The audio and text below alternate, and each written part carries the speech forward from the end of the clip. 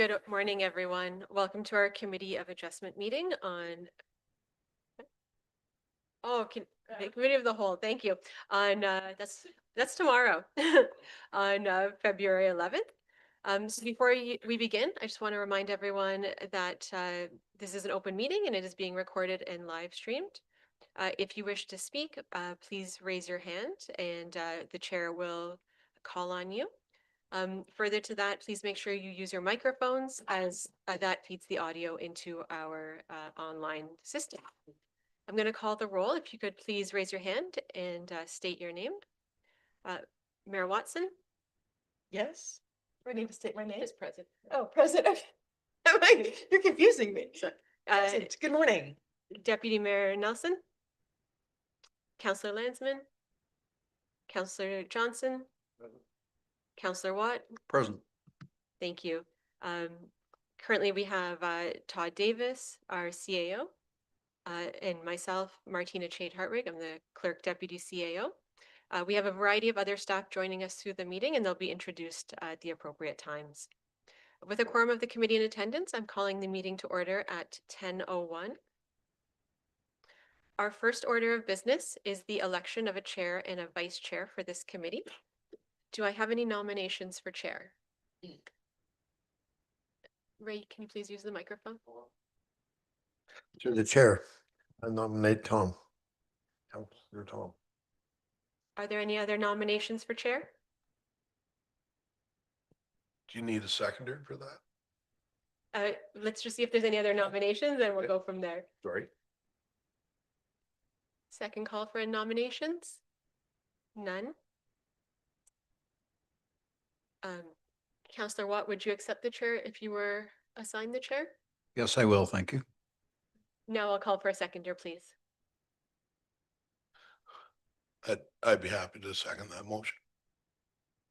All in favor? That motion passes. Congratulations, Mr. Chair. Are there any nominations for vice chair for the committee?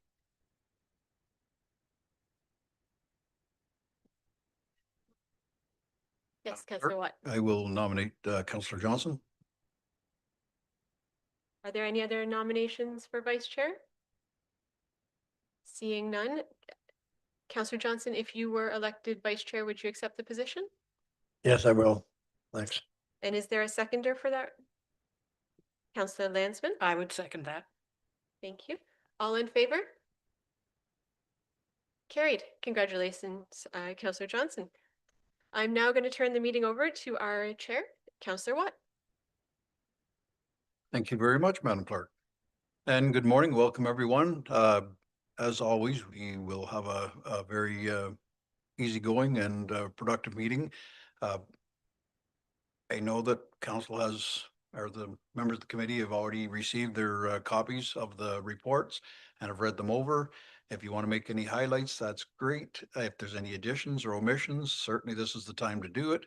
And if the committee has any questions or comments, they'll be passed on. And please, I know it's busy. It's a dirty weather out there. There's, departments are always on the go. So don't feel free. You have to sit around. As soon as your section is done, feel free to get up and leave. But thank you very much. And again, welcome everyone this morning, including our guests. Okay, so moving on. We'll start with the land acknowledgement. We respectfully acknowledge that we are on the lands which are part of the 1818 Treaty 20 and the traditional territory of the Anishinaabe bands of the Great Ojibwe Nation. We offer our gratitude to the Ojibwe for their care and knowledge of the lands on which we work, live, and enjoy.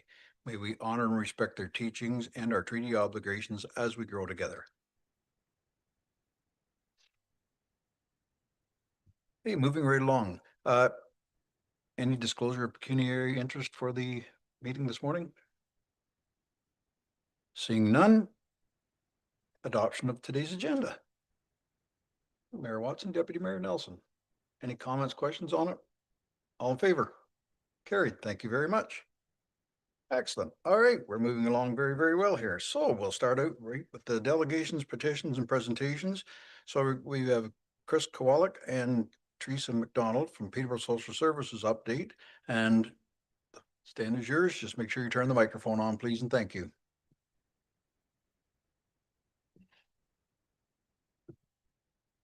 Thank you, Chair and Council. Appreciate being here today to provide an update and a high-level overview of things that have been going on in social services over the last few years. It's been a while since I've been here to give one of these updates, long overdue.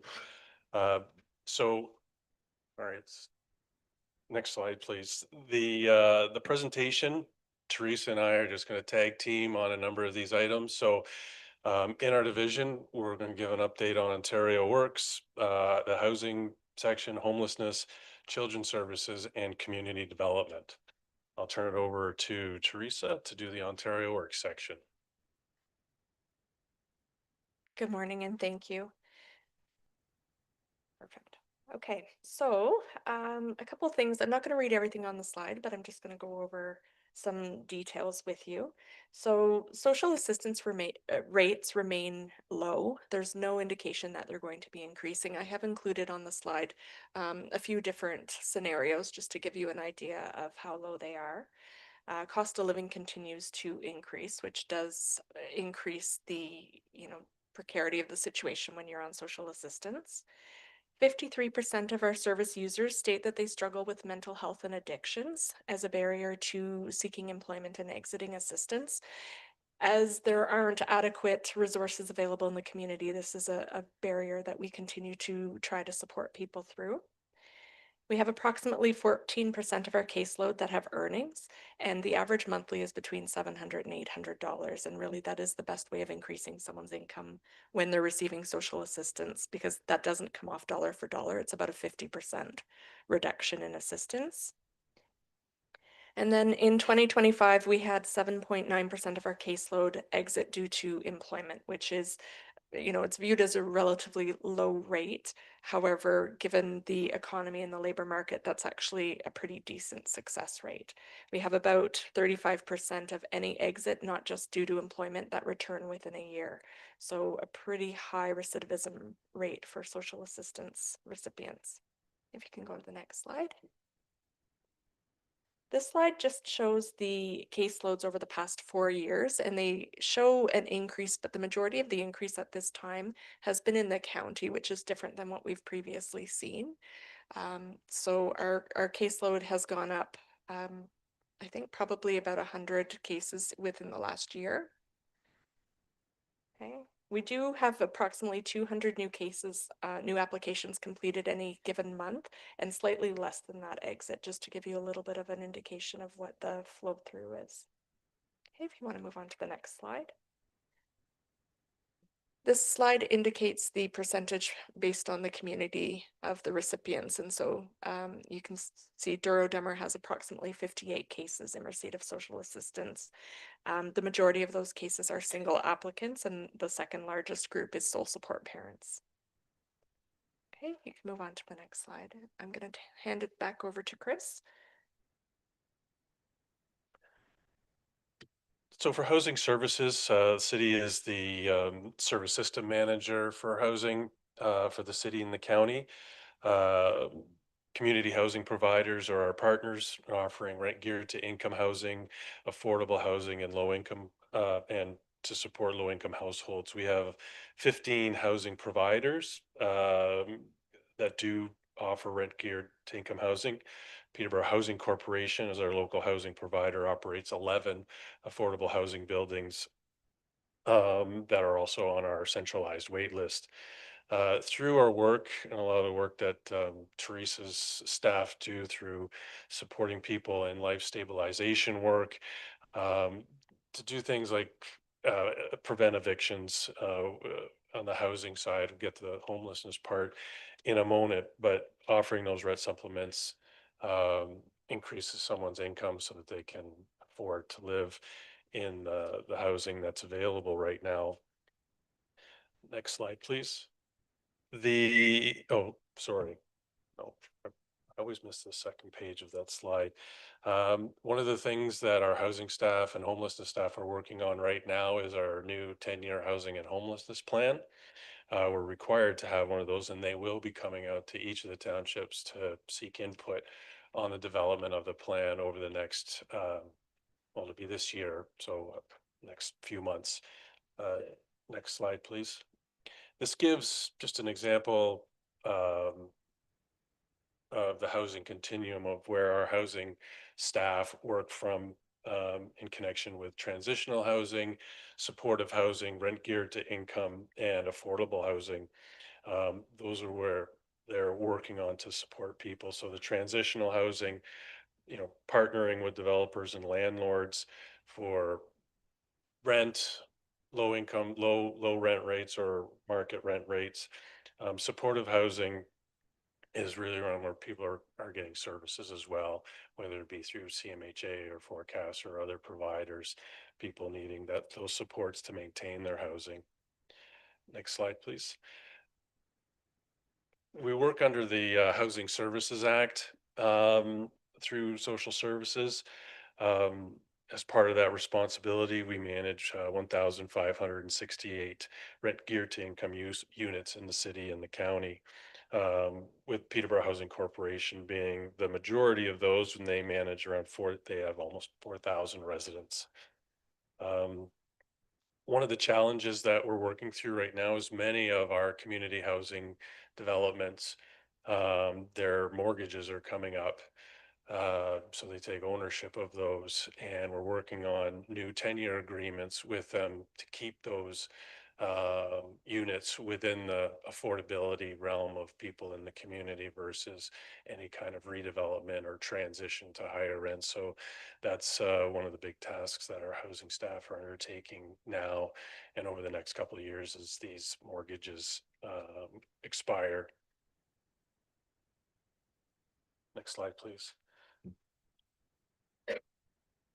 This just gives a breakdown of in the county, the buildings and the units and the focus populations of community housing in the county. Next slide, please.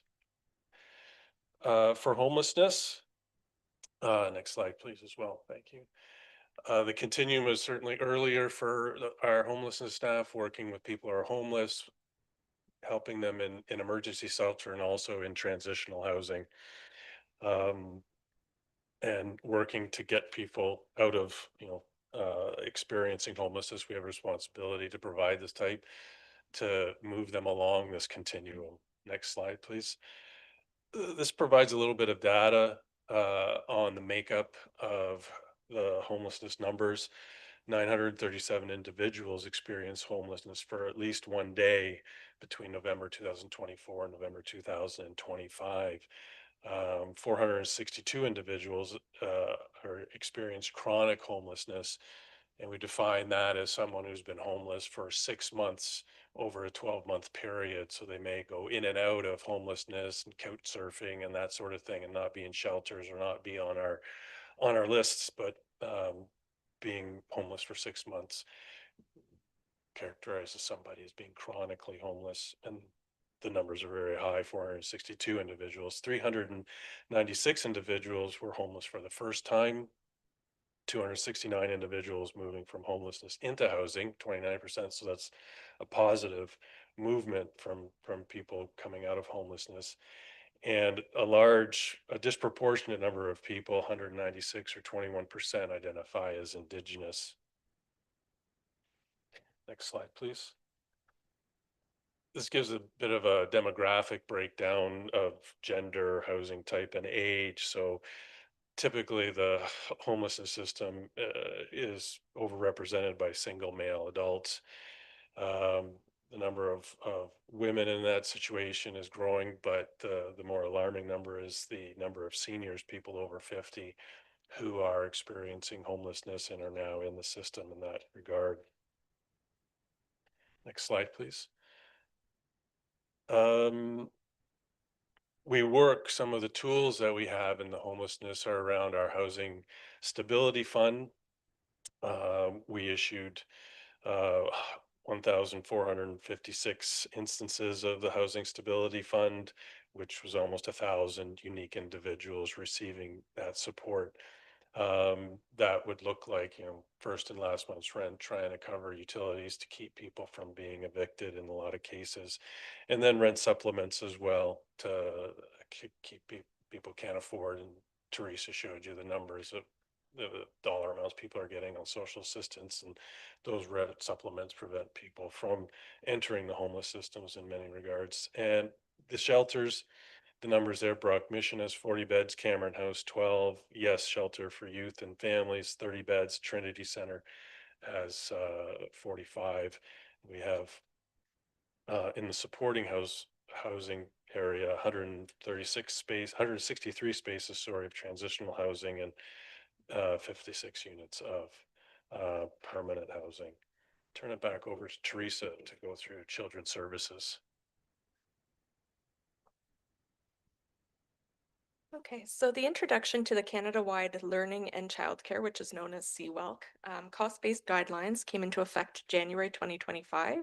This has been extended through 2026 and has resulted in the maximum fee per child to be a maximum of $22 per day.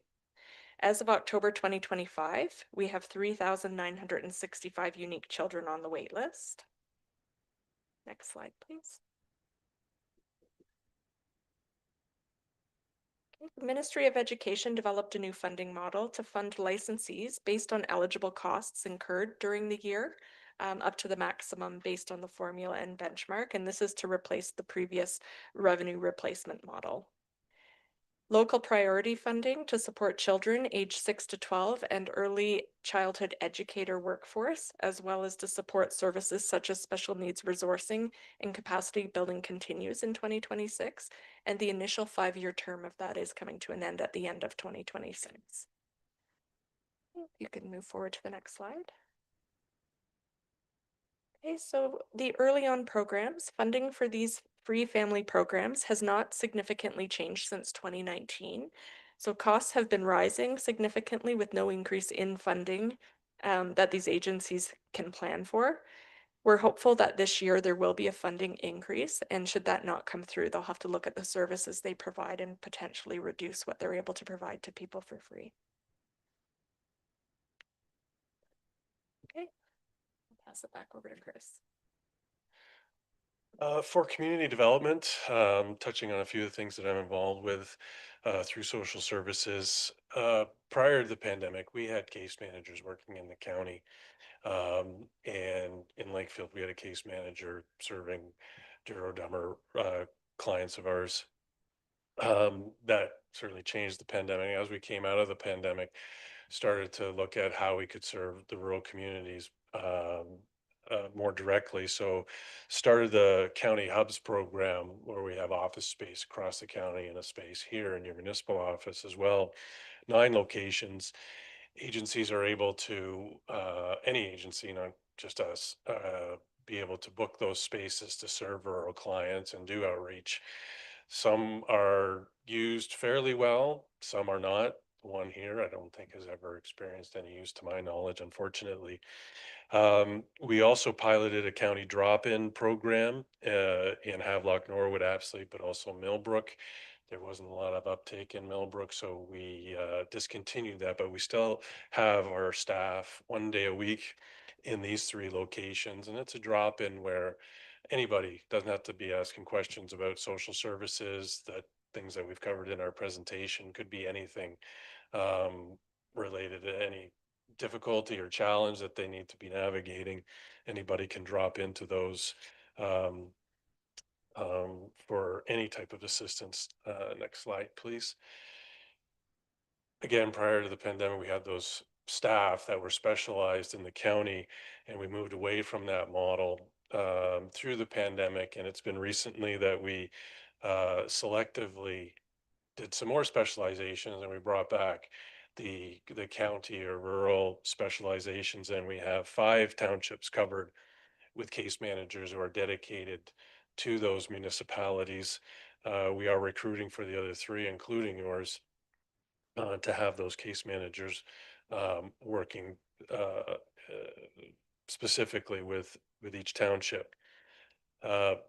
We have a new age-friendly coordinator. I handed out, put on your desks directory that we just printed will be online as well, but as feedback we get from seniors is print material is much preferred by many.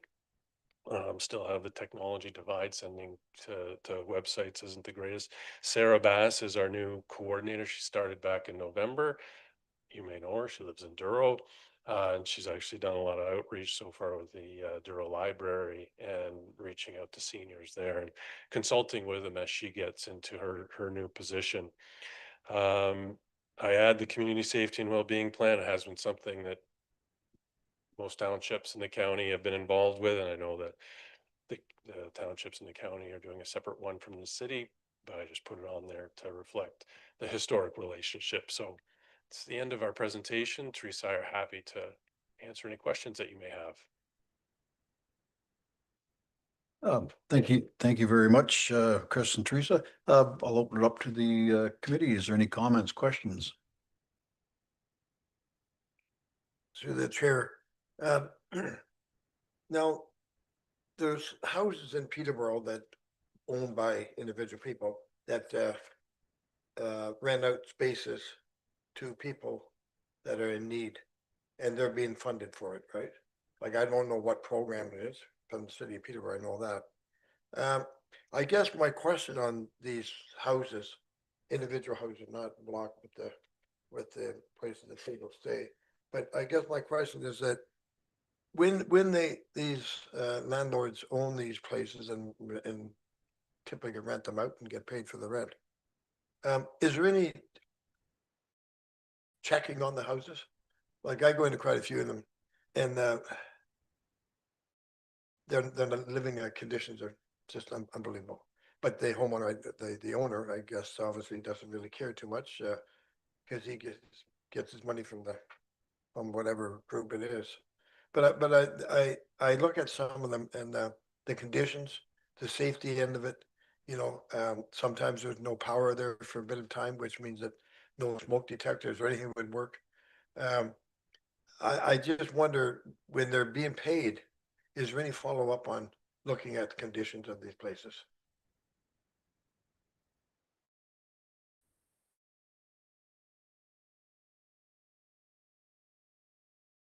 Thinking maybe it might be through a rent supplement where the tenant has found their own accommodations and there might be a supplement in place to make it affordable. In the majority of our rental situations,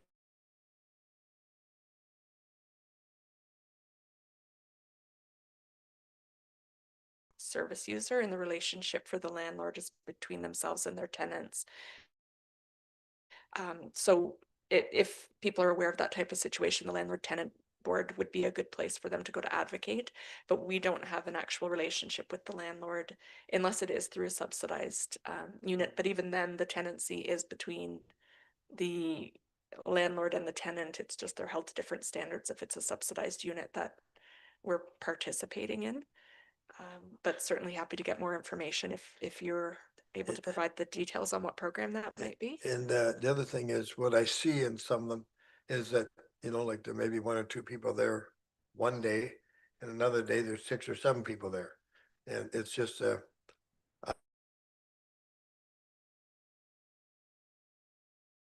I don't know. Like, I'd be called in when there's no heat, and then they go into these places, and it's just, you know, terrible what they live in. But I do know they come and go. You know, like sometimes you don't see the same person all the time. You know.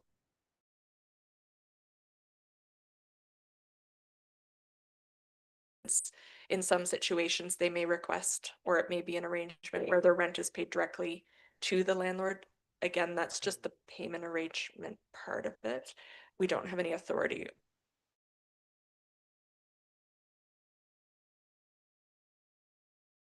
There is a lack of a lack of adequate housing, a lack of affordable housing. And so unfortunately, what someone on low income can afford.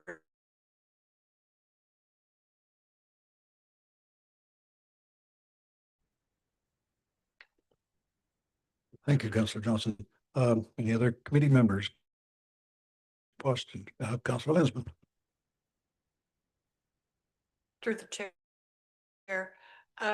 I'm presuming that the answer is yes, but my question is, when you encounter people who are homeless, whether, however you encounter them, are they advised of all the options that they have?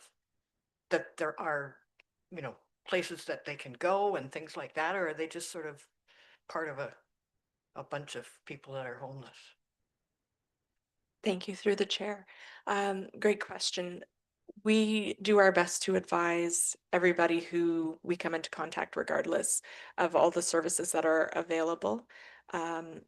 Unfortunately, we're not always able to connect with the homeless individuals. We do have 3 housing, I always get this name wrong, HSNs, service navigators, homelessness service navigators that actually go out into the community.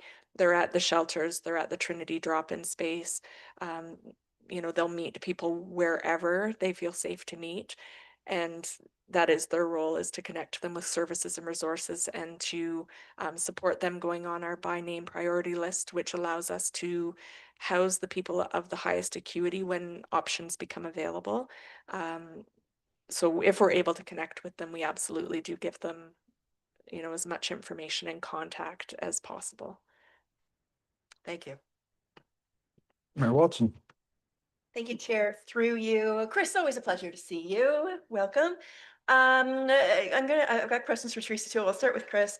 As it relates to the housing continuum that you showed on screen earlier, I'm curious about the category of affordable rental, which I know is slightly outside of the purview of what you're doing specifically, but thinking about market rent and how volatile that market has been in Peterborough area, particularly, pre-pandemic, people were blaming students. I don't know if that was, that was it or not. And throughout the pandemic, and I believe now market rents have come down somewhat.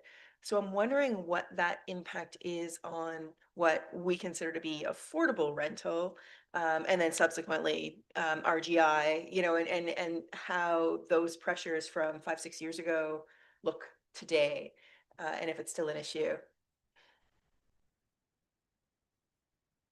Through the chair, and you notice Teresa stepped away from the mic for that question. I know you're well equipped to handle it. Well, I beg to differ, because our housing manager is not here.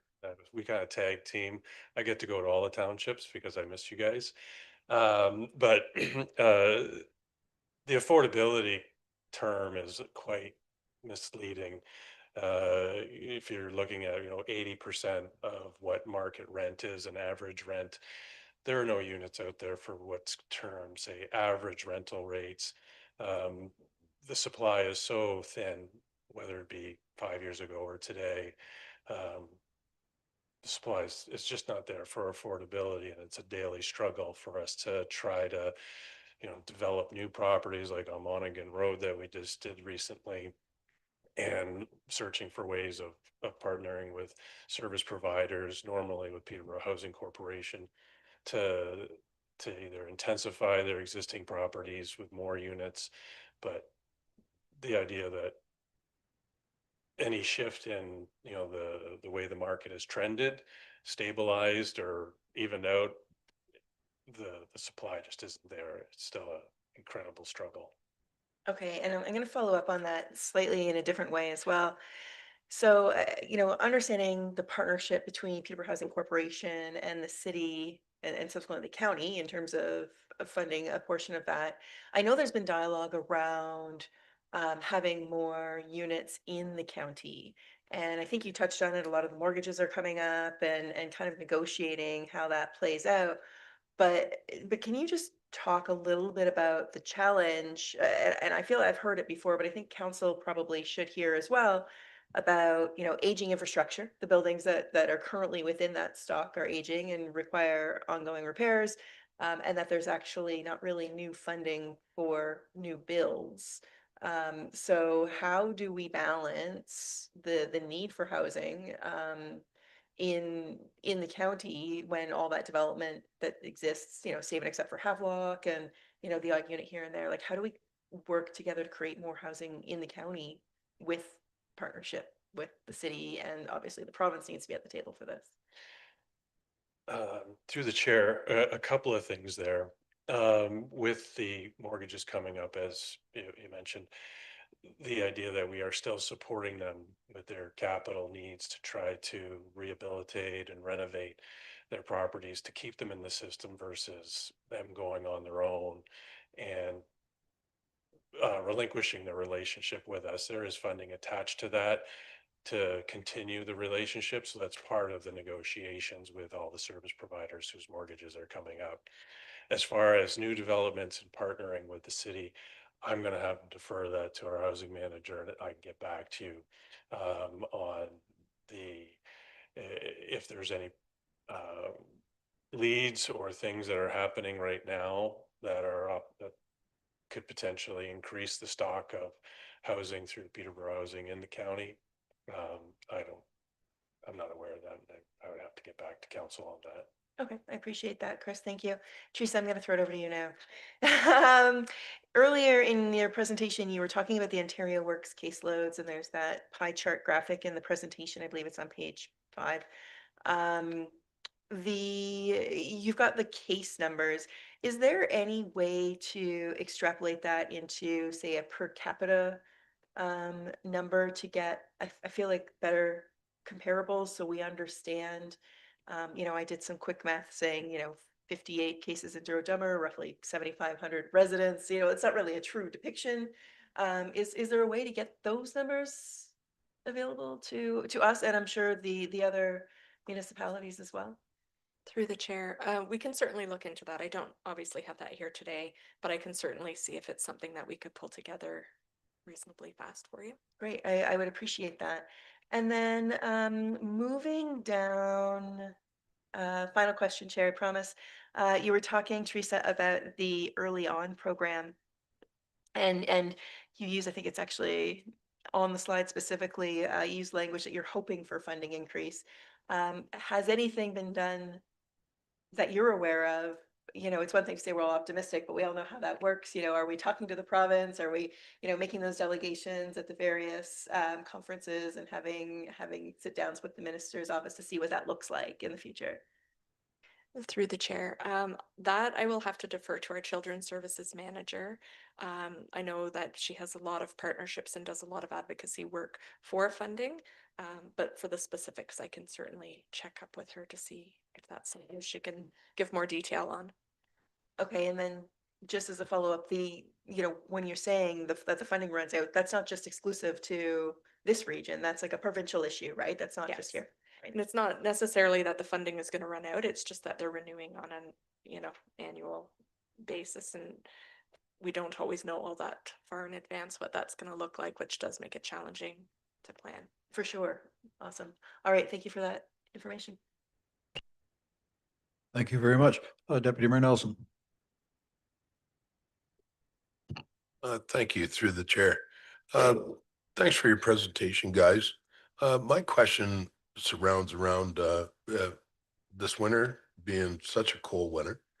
And I know in the past, when we had a lot of past winters, when we had a lot of cold nights, I remember them numbers on a former presentation from you folks was that a lot of people did not take advantage of the beds for the overnight beds. Was that the case this year with it being such a cold winter?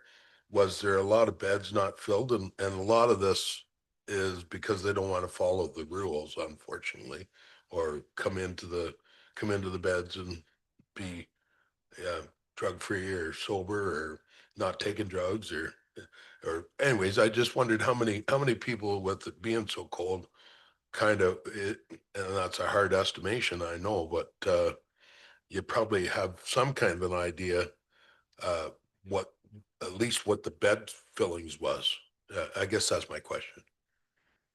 Through the chair, no, that's a valid question. As you may know, we converted the fire hall on Carnegie across from the zoo into a temporary shelter over the summer. And we've used it twice now over this past cold spell, this past weekend. And for a week prior, had that opened at night for shelter use. And anywhere between, I think, 10 and 20 people had been using that. And the only reason they were diverted to that location is because everything in the city was full. Brock Mission, yes, and the Trinity Center. So the way our overnight system works, they would get a cab out to the Carnegie location, and it was well used during this past cold snap. Okay, thank you for that. Thank you very much. Staff, I'm sure there's still some of the staff, whether it be office or in the roads, run into certain situations or maybe know of a situation, stuff like that, or maybe they've been asked who they do. Would anyone on the staff like to ask questions or comment or anything like that, just to get some information before we close this off?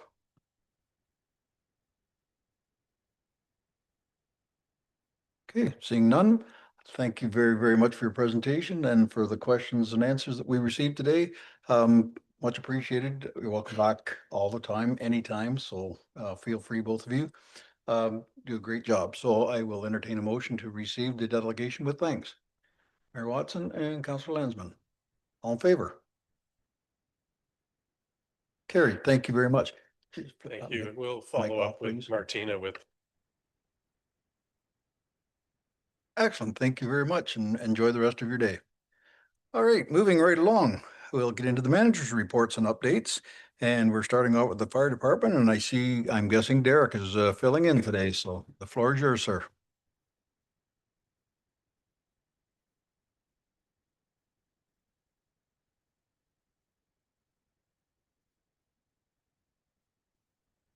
Morning, everybody. It's good to see everybody. Thank you for allowing me to give this presentation to you. So just a highlight of the fire department's report. So in the overview, you'll see we have ongoing training and recertifications happening. One really important part of that is you'll see that there's 3 firefighters that have completed their hazmat operations, which now means that they are fully certified with that date approaching June 1st this year. That's pretty important for us. Looking at the fire department vehicle and equipment information. So the first note there about the bunker gear going out for annual service and testing, that is complete. So all the gear has been tested, cleaned, and repaired as required. The other point on that one is the SCBA bottles going out for hydrostatic testing. So we've had 20 go out. They've been tested and put back into service. And we set another 20 out. They should be back, I figure, early next week. We'll get them back into service and then we'll have 12 remaining to do. The fire administration details here. So obviously the chief's been out. He's done some training and whatnot. We've also slow down here. So we've finalized our recruitment process for stations 2, 4, and 5. Well, for the department, but we're hiring at stations 2, 4, and 5. I checked this morning. As of this morning, we've had about 30 applications come in for that. So big interest at station 2 mostly. What else do I have here? We've our first set of bunker gear, our order has gone out, so everybody's been sized. Our first order, we expect to receive it in March, and then there's a second half that our order will be coming in April. And the most important part there is our new fire administrator, admin, has started. She's in role and getting up to speed. As far as just from December 1st to January 28th, 2026, we've had 80 calls, and 48% of those were for medical. There is one change on page 2. So just want to change that to as of December 31st, 2025. There have been 488 calls as compared to 459 for the same time frame last year. So that's the only change on that. And you have all the other information there in front of you as far as station deployments and the calls, specific medical, fire, that stuff. So That's what I have. If you have any questions, I'll be happy to try and answer them. If not, I'll get back to you on them. Thank you very much, Derek. You did an excellent job for the first time for me. Thank you very much. Councillor Johnson. Thank you to the chair. Just a couple of questions, like you got down here 4 firefighters are retiring. With some of them with probably long service, do you do anything for them? Do we? When So- they retire like that? So when they'll be coming to the appreciation dinner, we're just in the process of formalizing that. So they'll come to that and, whatever they're getting, they'll be recognized at that for that. Okay, and the other question that I have is that the new fire administrative assistant, being hired, is that someone from within? No, it was external. Okay, So, oh, sorry, Todd.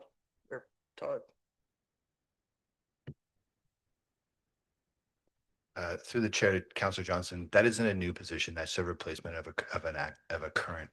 Was the replacement of a current role? We had a fire administrator, that an individual left the organization, and we replaced them with a new employee.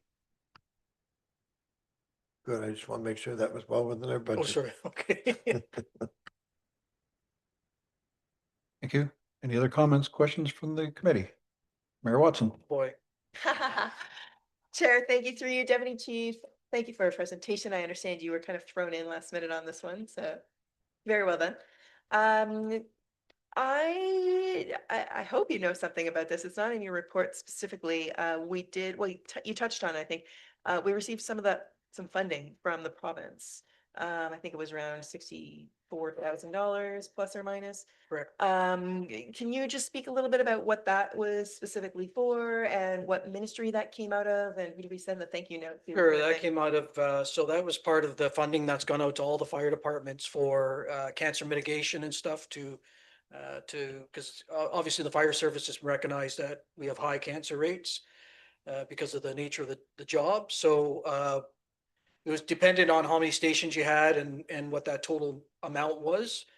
We went through that and we selected, so some of the stuff we're getting is gear drying racks, hose cleaning. So in the past, you'd bring it down, lay it on the ground, spray it down and clean it. So hose cleaning.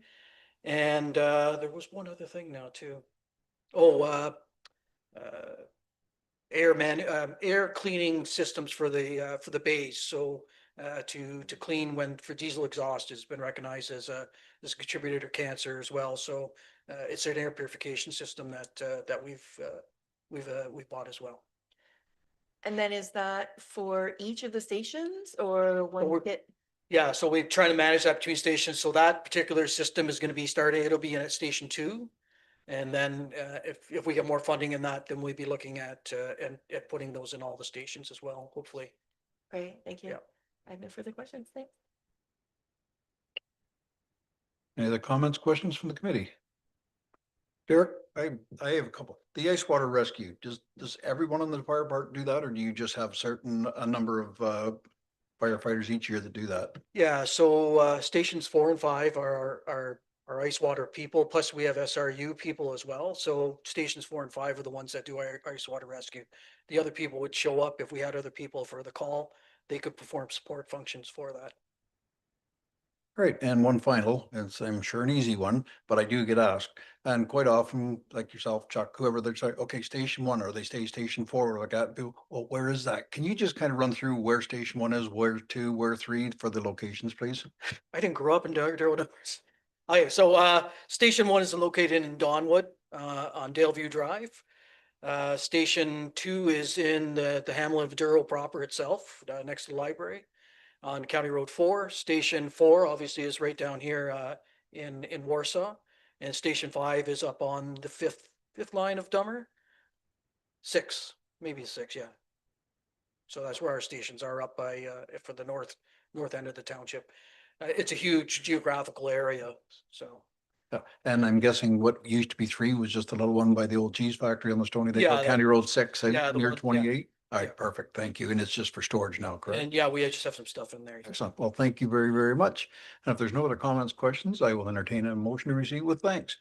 Councillor Johnson, Deputy Mayor Nelson, all in favor? Carried. Thanks very much, Derek. Thank Did you. well. And moving right along, Parks and Recreation Department, and it looks like Ash has taken this one over. So the floor is yours, Muse.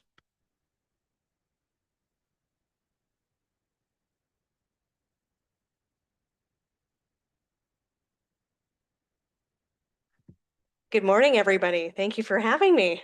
I know everybody has received a copy of our report for recreation facilities, but entertain me while I take you through some of our report.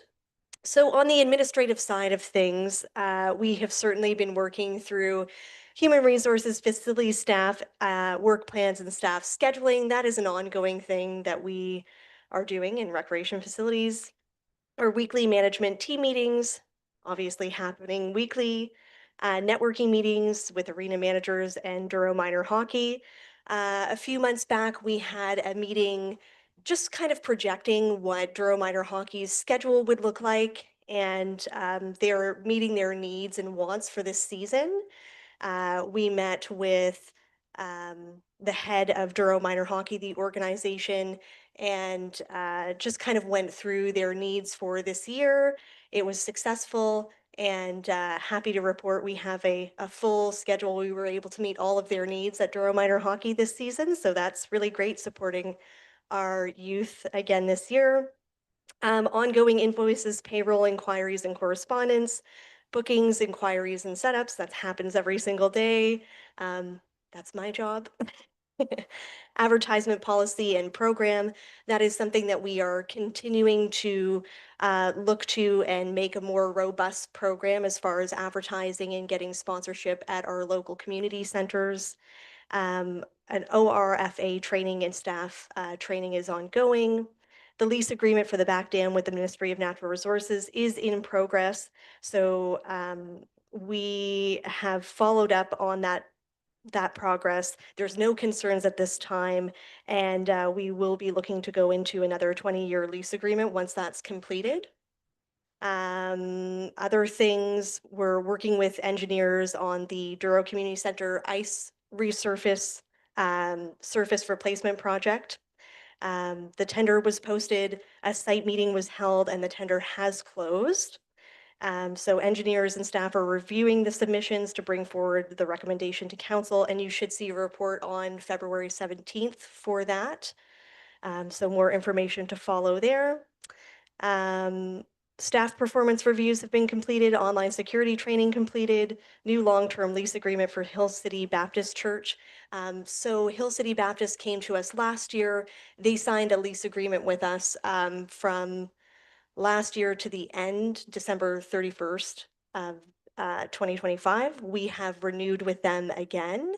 They were really, really happy with our services at the Douro Community Center and have been renting out both our Harvest Room and Wellington Room on a weekly basis every Sunday. So we're happy to continue that partnership with them. What else here? We have drafted a letter to all of our dry surface users at the Douro Community Center, knowing that the replacement of the ice surface has been happening. We are very happy to report that once those letters had gone out to all of our dry surface users, we have been able to manage to get all of our dry surface user bookings from Douro Community Center to Warsaw this summer. We haven't lost a single one, so very happy about that. We've started our summer parks and facilities bookings, so a part of that is our dry surface usage. Again, all of our users are moving over to Warsaw this summer, so happy about that. We have coordinated the municipal office electrical repairs, pardon me, worked with a contractor on the library heating issues. So we'll have to move the heat pump unit to a new location to prevent some water drippage from the roof, so it doesn't freeze the unit. And we worked with Mammoth Barbecue for their upcoming season at the Douro Community Center. We recently had a meeting with them about the summer construction that's happening and how it might have some potential impacts to some of the hosted events like the Quaff Tide charity event in July. And from what I understand, that meeting went quite well and they understand it's a short-term pain for a long-term gain. On the operational side of things, we have regular cleaning, sanitizing of truck equipment and facilities to upkeep both of our facilities at both Douro Community Center and Warsaw. General equipment maintenance is completed on an ongoing basis. Setting up of the facility rentals happens daily. We have successfully taken down our Christmas our Christmas lights from the municipal office. Some are still frozen in the ground, but will be removed as soon as the snow melts. And we've had staff work through several equipment and building repairs for our community centers, some of which have been a result of some ice dams on the Warsaw Community Center. Some of our dressing rooms were affected by the leaks, but they have installed a new heat trace cord system in the downspouts and eaves troughs to help with that. Adjusting to the community center recycling collection process since the province has changed the way that we recycle containers and fibers. We have to do things differently. We have come up with a short-term plan to help mitigate that, but long-term, we are in talks with Mterra about getting some bins both at the Warsaw and Douro community centers, and just what the cost might look like for something like that right now. So certainly working with Mterra on discussing the potential of having a couple of bins at both of those locations to address that. Other things, capital project updates, our back dam survey. So we've had a surveyor complete some site work. The surveying paperwork from the visit has been received and has been sent to the ministry for review. Warsaw Community Center hot water tank has been completed, so that's a success. Douro Community Center, again, the ice surface replacement. So our tender has closed and we are currently reviewing our submissions there. The Douro Community Center water system upgrade, we're starting the procurement process with that. So things are moving along there. South Park stair replacement, we are starting the procurement process for that. We have received some specs from drains and are looking into that. And lastly, the Warsaw Community Center 50 horsepower compressor. We're doing a top end overhaul of that in hopefully summer of 2026. And that's my report. So if you have any questions, I'd be happy to answer them at this time. And same as Derek. Excellent first presentation. Thank you very much. Comments, questions from the committee? Mayor Watson? Chair, thank you. Through you, Ash, great presentation, super detailed. I appreciate that. Just one question. I am so grateful that you guys have been so successful and proactive in working with the Douro Community Center user groups and what have you in terms of planning for the summer construction period that's inevitable. You mentioned that all of the dry surface users at Douro have committed to moving over to Warsaw. Does that also include the roller derby group? Because I know there was some concern about that possibility. I'm seeing big nods, so. Yes, absolutely. Thank you for that question. So through you, Chair. So yes, our roller derby, our women's roller derby was actually looking to relocate as part of this ice resurface project. They didn't know whether or not they could move all of their programming over to Warsaw. And I am happy to report at this time, they will be staying within our community and moving over roller derby season for the 26 year over at Warsaw. And also we will be having a junior roller derby as well, coming to Warsaw as well. So we are working with them right now to solidify their schedule, but I am happy to report that women's roller derby will be staying in Douro-Dummer. Wonderful. That's great news to hear. I know that they bring in it's a fun event. I've had the opportunity to go to a couple of their big events, and it's fun energy. So it's great that we're able to keep them in the community. Thank you. Thanks. All right, Councillor Johnson. Thank you to the chair. Just a couple of questions I have. One is on the advertisement. Is that one of your roles? Looking after the advertisement? On the advertisement side of things, it is part of my role, one of my roles for Okay. sure. I don't think it had come up, it was last session that we had in the committee of the whole. But there was a few people that their signs at the arena in Douro was removed. Mm. And they didn't even know about it. And I don't know if they found out about when they had to pay their fee or whatever be, but I am not going to say any names right now, but I just want to make sure that everybody that was there was contacted and they're still being used, because as I said, there's a situation that there are some that, not some, two that I know of, that they just disappeared. And the other thing is on the rental of the we would give that free skating out on the advertisement on the boards. There was a few people that again said that we cut that out because they'd done it forever and were not contacted. So I'm just wondering, do you go through the existing list and phone people and set them up? Yeah. Is that how you do it? Yeah, through you, Chair. So to go on your first about the damaged signs, I know that Mike has had ongoing conversations with our sponsors just about the state of their signs and looking to he's had those conversations with them about having them reprinted.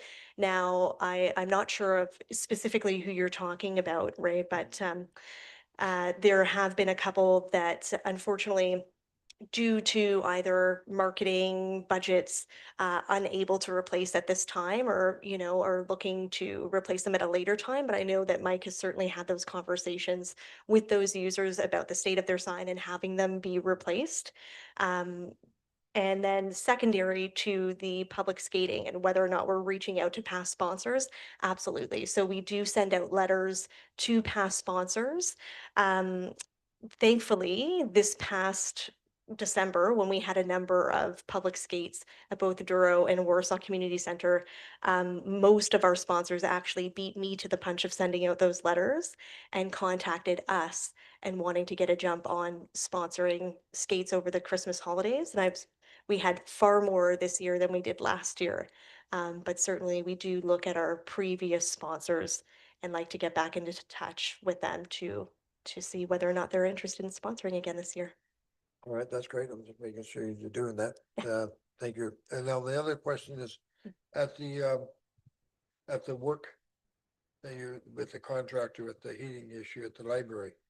Now, usually looking at moving the unit. I'm not sure if it's through Mike or through the library board or whoever, but have they looked at putting a roof on top compared to moving the unit? Do you know that? I don't know the answer to that, Ray. I would have to follow up to Yeah, get more information about that. Well, I'd like to know, like, I'm sure whoever's doing it, you would have got a cost for it. I'm sure he would have told you how much it's going to cost. So I would like to see the cost for that compared to putting a roof on top of it, Okay. and leaving it the way it is. Certainly, I'll definitely get more information from Mike about that, and be able to provide you with more details. Thank you. All right, thank you. Any other comments, questions? Councillor Lansman? Thank you, through you, Mr. Chair. There was a library board meeting yesterday and discussion came up about the heat pump. And I know there was a bit of a discussion about whether or not to put a cover canopy or whatever on it. And I don't think that it was very popular solution, according to the board. I don't know the final outcome yet, though.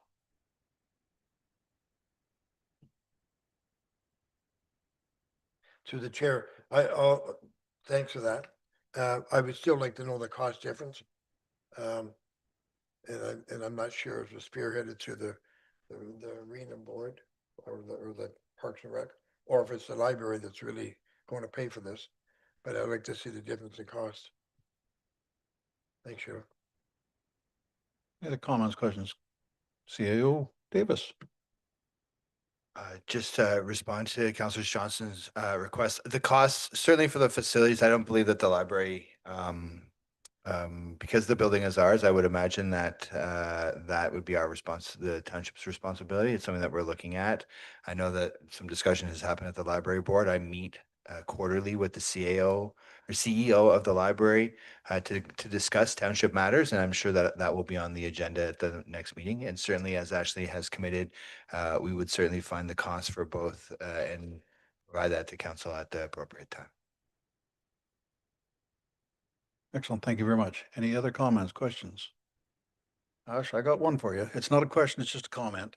The roof over the dressing rooms and so on down at the Warsaw Arena, it's been a problem for many, many years. This isn't anything new. Maybe it's time that we, not today, not next week, kind of like that, but in the near future, have a look at it, get somebody to say, hey, we need to replace this roof, period, to alleviate this. So just something to put on the radar for future. Thank you. Thank you, Chair. Appreciate it. All right, seeing no other comments, questions, I will entertain a motion to proceed with thanks. Deputy Mayor Nelson, Councillor Johnson, all in favor? Perfect. Thank you very much, Ashley. All right, moving right along. Looks like we have Parks and Rec, or sorry, Public Works. Jake, the floor is yours, sir.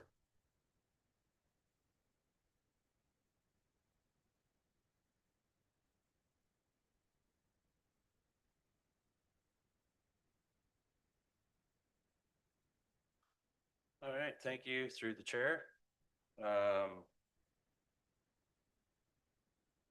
Everyone has the report in front of them. I won't get into too much detail on the administrative side of things. The department remained focused on maintaining core services during a demanding winter season while continuing regular administrative and operational responsibilities. As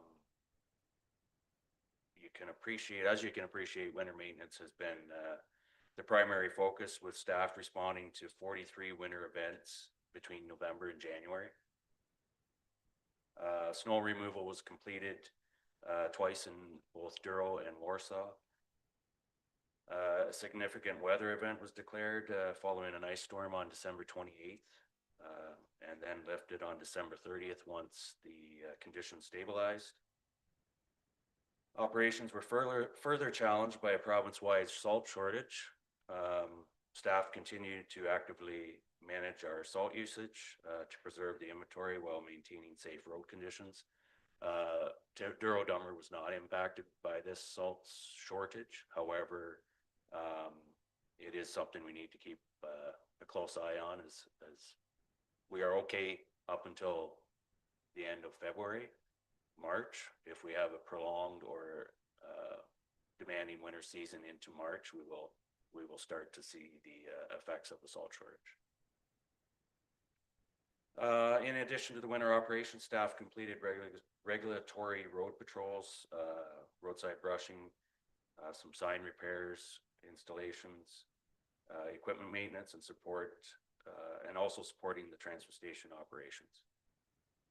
Health and safety remained a priority, with all required precautions consistently followed.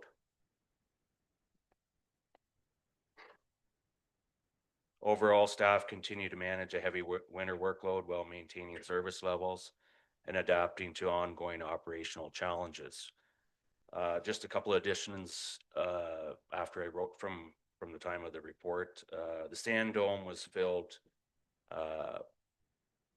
prior to December 25. Again, it was filled before the end of December 25, and again in January of this year. December and January have been the 2 months that we've seen exceptional winter or snowfall. And then currently for the month of February, we have responded to 4 winter events. So it's a slowed down a bit here now, but we don't know what that future holds for us. So that's kind of the high level of the report. If there's any questions or comments, I'm happy to hear them. Thank you very much, Jake.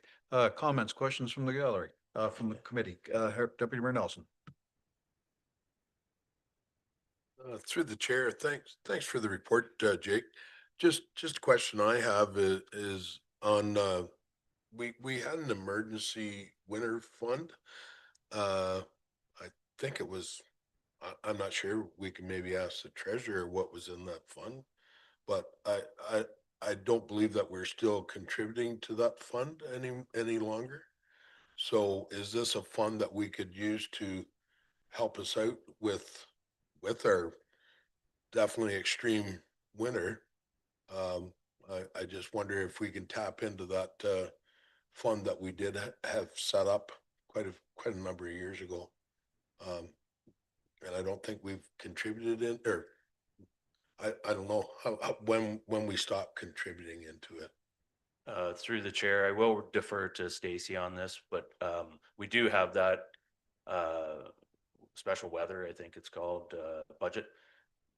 And then in speaking with Stacy a week or so ago, I think we're good we're in line with our 2025 budget for winter maintenance. So I don't think we need to dive into that yet, but I'll let her speak to the amounts of that budget. Through the chair, the reserve has $100,000 in it, and I can't remember the years that you stopped contributing, but there were 4 contributions of $25,000 a piece. Okay, thank you for that. This will almost be a record for the amount of sand that we've actually used in this township. I believe if them numbers are correct, that or since my time anyways with the township, that's pretty significant, and we're not the only ones. How just a little bit further on the salt, I know it's not affecting us much, but how is it affecting our county and other municipalities just enough? Do you have any information on that, Jake? Through the chair, yeah, the city of Peterborough had run out of salt. So the alternative now is the salt has to come out of Montreal. So our current hauler for our salt through the contract isn't licensed to go to Montreal. So anybody that needs salt needs to find their own hauler. As you can imagine, once the word gets out that there's a demand for salt in Montreal and there's only a handful or less than a handful of haulers that can get that for you, the prices are going to be as they wish. So I know the city of Peterborough, Northumberland County, Marmor and Lake, Havelock, there was 6 or 7 municipalities that were out or had reached their limit of salt in the 2020s. Well, for now, and then anything over your limit that you had already requested has to go from Montreal. And they did request anything that was coming from Montreal that they were to give an amount prior to going. And so if you requested 2,000 tons of salt, that's all you got. If you needed more than that, you're tough luck. So it is an issue, and but like I said, we're lucky we're not affected by it as of now. And I do believe I was speaking to one of the county boys yesterday, and they said they were not affected by it as of yet neither. Thanks for that, Jake. Just one more follow-up question through the chair, if I might. I know AORS has put out a statement on, I guess, there has been a lot of operators or snowplow operators being abused. And it's not very, I think it's unreasonable that people are taking it out on the snowplow operators.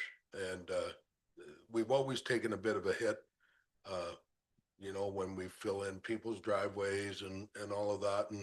And Jake, I guess what I'm looking for is if after reading that whole article on the abuse that's actually taken place,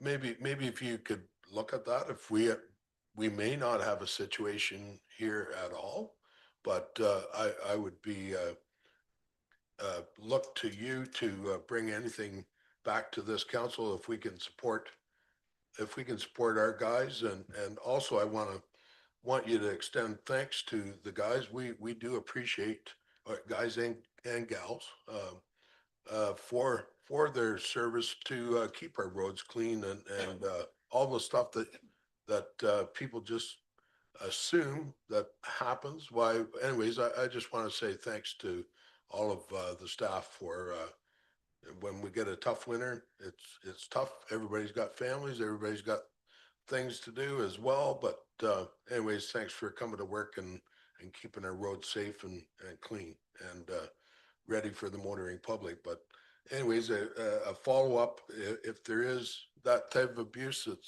that's going on. Anyways, anything that we can do to kind of help out in that regard, or more education for people. I agree with this council needs to stand behind our people. So that's my thoughts. So thanks, Jake. I appreciate that. I'll be sure to pass it on to the staff. There will be on speaking of the AOR's topic, there will be, I believe it's the next meeting, next council meeting, that will be on the agenda for council to choose to support or not support that topic. Thanks for that, Jake. Thanks. Thank you. Mayor Watson. Thank you, Chair, through you. Jake, quick question. I know we talked about this when we started moving our tax billing over to e-billing, like people can get their bills by email. I signed up for that service. I enjoy that service. You're like, what does this have to do with Public Works? It has to do with the transfer station card. How I know that in recent years we've been more maintaining the policy of ensuring that people do show their card. How does one get their transfer station card to show the attendant when they are subscribed to the online billing options? I know it used to come in the mail handily with my bill. Currently, they would receive that in the mail.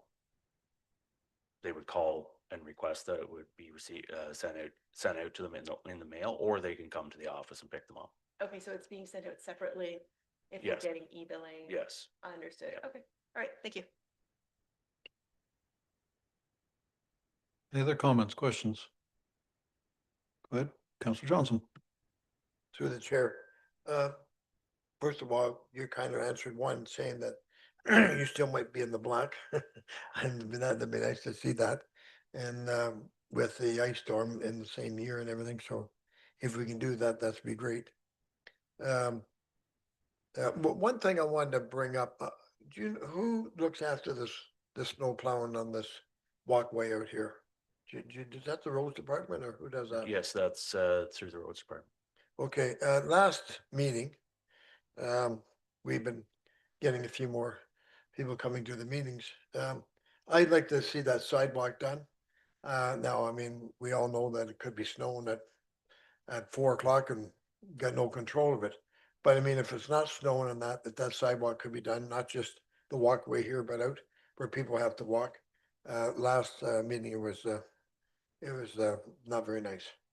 So that could be remembered when the council meetings are, if there is snow, we'll clean that up. Now, I guess with the snow storms and that we've had, some of the roads, the garbage weren't being picked up. So have you kind of resolved some of that? I know you give a free, the weekend or something that they could come up and drop the garbage out themselves. Yeah, through the chair. So there was an instance where I think it was 3 Mondays in a row. Those residents were affected. So we did offer,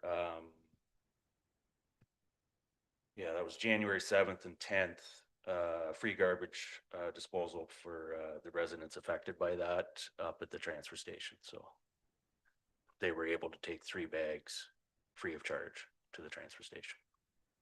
If they didn't wish to do that, they could keep it, and the contractor would pick those 3 bags up the following Monday. Fortunately, it went on to a few Mondays. It was 3 Mondays, from my understanding, 3 Yeah. Mondays in a row, and those 3 Mondays, they could take 3 bags of garbage to the transfer station free of charge, or they could keep it, and the contractor would pick up those 3 bags the following week. Okay, I think we need to look at it a little closer than that, but thanks for the response. Thank you. Any other comments, questions from committee? Seeing none, I will entertain a motion received with thanks. Mayor Watson, Councillor Johnson, all in favor? Carried. Thank you very much. Thanks, Jake. Right on, building and planning. You're up, sir. Thank you very much. So with only a month and a half into the year, we're definitely busy and getting a lot kind of looked after. So in my report, probably draw your attention to a few things here. Is one of them is just the fact that we did some nice updating to our website, and included, so we had a page dedicated to the mandatory maintenance inspection program for sewage systems, and now we've consolidated that. We deal with both mandatory and discretionary. We've updated the mapping there, and we've also updated searchable database so people can type in their address, and if they're part of the program, then it will tell them what part they're in, whether discretionary or mandatory, and the year in which they're being inspected, or if it's still to be determined. And so that should help people be able to get to the website and look up for themselves if they're wondering whether they're part of the program or not. Again, it is properties abutting the water bodies, so lakes. So anyone who's dry land isn't in the program. So I think it's, as the message gets out, it'll become more clear for people. If they are a shoreline property on a lake, then they're in it. If they're not, then they're not in it. But we do have that database for them. And also then we're working with UA right now. So Ontario On-Site Wastewater Association to, as council's direction is to host some engagement for the public on how to maintain their sewage system appropriately. And as per council's request, we're looking at 3 times this year to do that. So we're just working with them to figure out dates, and then we'll reach out to cottage associations. We know we'll host one here in Town Hall, but we'll talk to the cottage associations and see if there's some other areas that we can get. We understand one of them has a pavilion that they may wish to host the public in. And so we're working through that, and we'll continue to keep council updated. We've also sent out we're doing zone 3 this year, and as part of the tax bills, we sent out a 1-page mailer to just the people in zone 3, the ones who are affected, to let them know that they're part of the program. It is happening this year for their property, and that they can expect an information package coming up in the early spring. So again, we're really just trying to get on the information here. I think during the rollout of the program, if we look back into the 2020, when it first rolled out, I think communication was one of the challenges that often came up. So we're trying to make sure that we communicate often with people. The other thing that we see that we've done, which the department has now met with, we've had our initial meeting with Triton Engineering, which is the company looking after the service delivery review. So I know that they've been engaged already with the township, and they've been working through stuff. But for our department, we had our initial meeting. I think, it went well, and really, we're passengers in this, which is good. Like they really take the lead. It's nice to see that the project lead on this, in my opinion, so they have extensive municipal experience, and they have direct experience in our department, so in building and planning. So again, excited to see, if there's processes that we can make better or what we have to do. So that was nice to kind of work through that and get that project up and running for us. We can see that year to date, our building permit submissions are equal to 2025 through the same course of time. I would draw your attention to that was actually the same last year too. So we saw at the first part of the year that 24 and 25, I think were close, if I remember right. And I think what we can see now is that we've probably more leveled out to where we can expect to see our department, rather than what we saw coming maybe through COVID with the boom that we had there. And so it should help us project numbers a bit better. And again, we look to the service delivery review to help us do that, and fees and so on and so forth. Planning is extremely busy right now, which again, when we look at both departments, building gets excited when planning's busy because we know that means that something's coming down the road for us too. But at the same point, we can see that we have lots of applications in, whether it be minor variances or zoning bylaw amendments. We're heavy in minor variances at the start of this year to what we've typically seen. And then we are working through, again, 3 site plan approvals right now. They're kind of at various stages. And then probably the other one that we have is the 6 consent files that are under review. So again, these things are just things that show us that there's development coming, that Douro-Dummer is kind of alive in when it comes to development and building. And so we're excited to work with people to make sure that they get their projects through. And think that's mostly what I would draw your attention to, and happy to take any questions. Thank you very much, Don. Comments, questions from the committee? Councillor Johnson. Thanks for the report there, Don. My question is that back a while ago, we talked about having the information or a public meeting or whatever be on the sewage. How they can look after their septics and that. Is there, have we got anything planned for that, or did we just do a paper form? And is everybody getting it then, not just the ones that are getting it done? Thank you. Through the chair, Councillor Johnson, I apologize. I maybe wasn't, I didn't become clear enough on this. Is so with the public information sessions, if I understand your question correct, that's what we're working with UWA, the Ontario Wastewater Association. They're going to host public meetings and give information to people on how to maintain their septic systems, and like things like do's and don'ts, what you don't put in them, how to maintain them appropriately, stuff like that. And we look to have 3 this year. So our rough dates that we're looking for is something kind of just after the May long weekend to get, because we want to make sure our cottage country is up here as well, but we also want the people, just because they're not in the maintenance inspection program, we want them to have this information, right? And so we're going to get some that are centered around the lake. We're going to have some here in the town hall, or one here in the town hall for sure. And we're just looking kind of for our 3rd location. And that is for everyone, not just people in the maintenance inspection program, but for all residents to come and attend.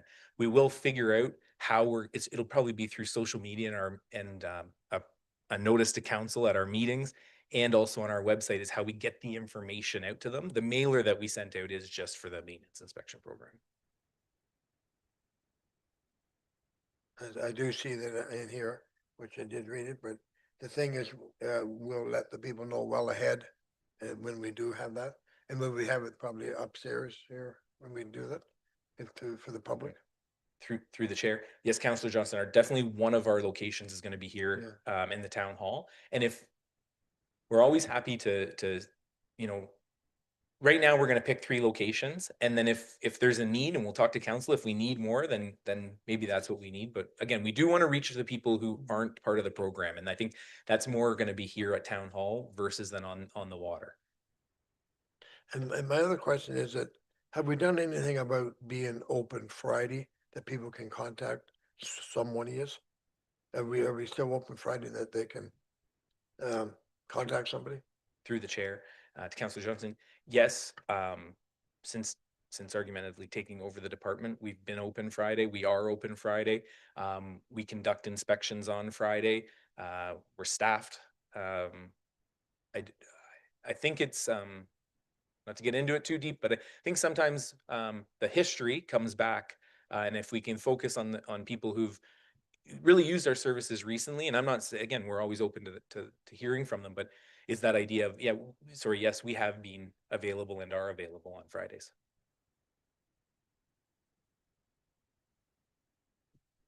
Mayor Watson. Thank you, Chair. Through you, just a couple of questions, Mr. Hellman. First of all, just to piggyback on the septic outreach education program. You just commented anecdotally, you're not too sure how you're going to do the promotion on that. Might I suggest that we consider sending something out to any of the associations that are within the township, but also a media release. I don't imagine we would turn away people if they live in Ashfield-on-Norwood or Selwyn Township or something like that. I know the cost is quite minimal for the value of the service that we're offering. So, to spread the word far and wide might help that way as well, by way of a media release. In terms of my question specifically, so it's great to hear that you've already sent out notice to those living in Zone 3 that the inspection is forthcoming, and you've got the information on the website about not pumping their tank and all that wonderful stuff and the pricing. What does the timeline actually look like for implementation of doing those inspections and, getting the questionnaires returned and reviewing those questionnaires? Like, when do you anticipate, even just kind of like on a month, like May we plan on doing this, July we plan on, like, what does that look like from an implementation over the summer? Through the chair, Madam Mayor, I'm going to do it off the top of my head, and I apologize because I do actually have this in like a Gantt chart, and I could give you a better date. But yes, so spring is when we anticipate our first mailings going out. I would say late winter to spring. and we get them out, and we want to see all of our results typically back in by the 1st of May, if I remember the date correctly. And so then we have our results back from the questionnaires, and then we start doing kind of the administrative work on compiling all the information through May and June, and look to get, and sorry, maybe it's just May, and because we want 4 months of inspections. That's really what we're looking to do, and then tidy up as we get through. We want to be done the program by October. Because it's waterfront properties, we anticipate A, that's when people are around, and B, right now we don't have any islands that we're hitting, but when we have to, that's one of the things that we're concerned about, is we don't want to be doing these in the winter and in the bad months. So that's kind of, did that answer the question? I give enough detail on that? It does, Okay. yeah, thank you. When I know when it was rolled out in 2019, 2020 initially, and I say this firsthand because my property was one of the ones that were kind of in that first phase of inspections then.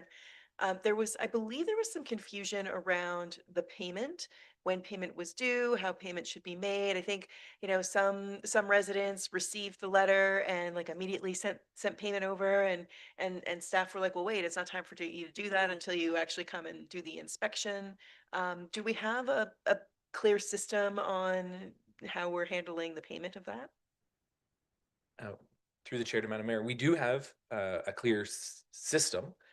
We will try to make sure that our notification's clear as well, but right now we do not want payment until argumentatively after the inspection's done. So because of the different levels of inspection that we can get, the idea is we want to bring the file to completion, and then what we would hope they get is their certificate with an invoice.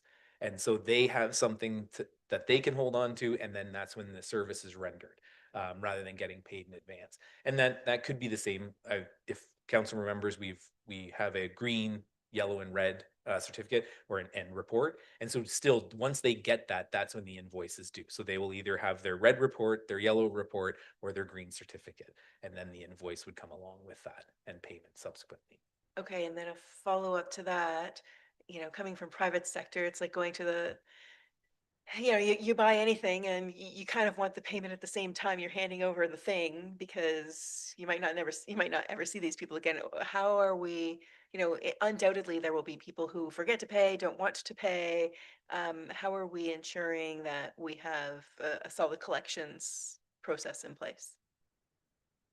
That's how Treasurer through the Brad. Oh, I turn to the treasurer. more of the Madam Mayor, but there is a collections process in place, and we do log it as a receivable. And then I think maybe Stacy can speak more to how that system rolls out. Through the chair, that would be a charge that if it wasn't or went delinquent, could be put onto the property taxes for the property and collected through property tax bills. Okay, so understanding that, do we have a policy that, I'm just kind of thinking ahead, right? Like, do we have a policy that allows us to do that, or what's the timeline, or should we expect to see something in the future on that? Through the chair, there is a cash collection or a tax collection policy in place. It is one that will come forward probably with a new term of council for revision. But yes, currently there is one in place, and the Municipal Act allows us and requires us to do that too.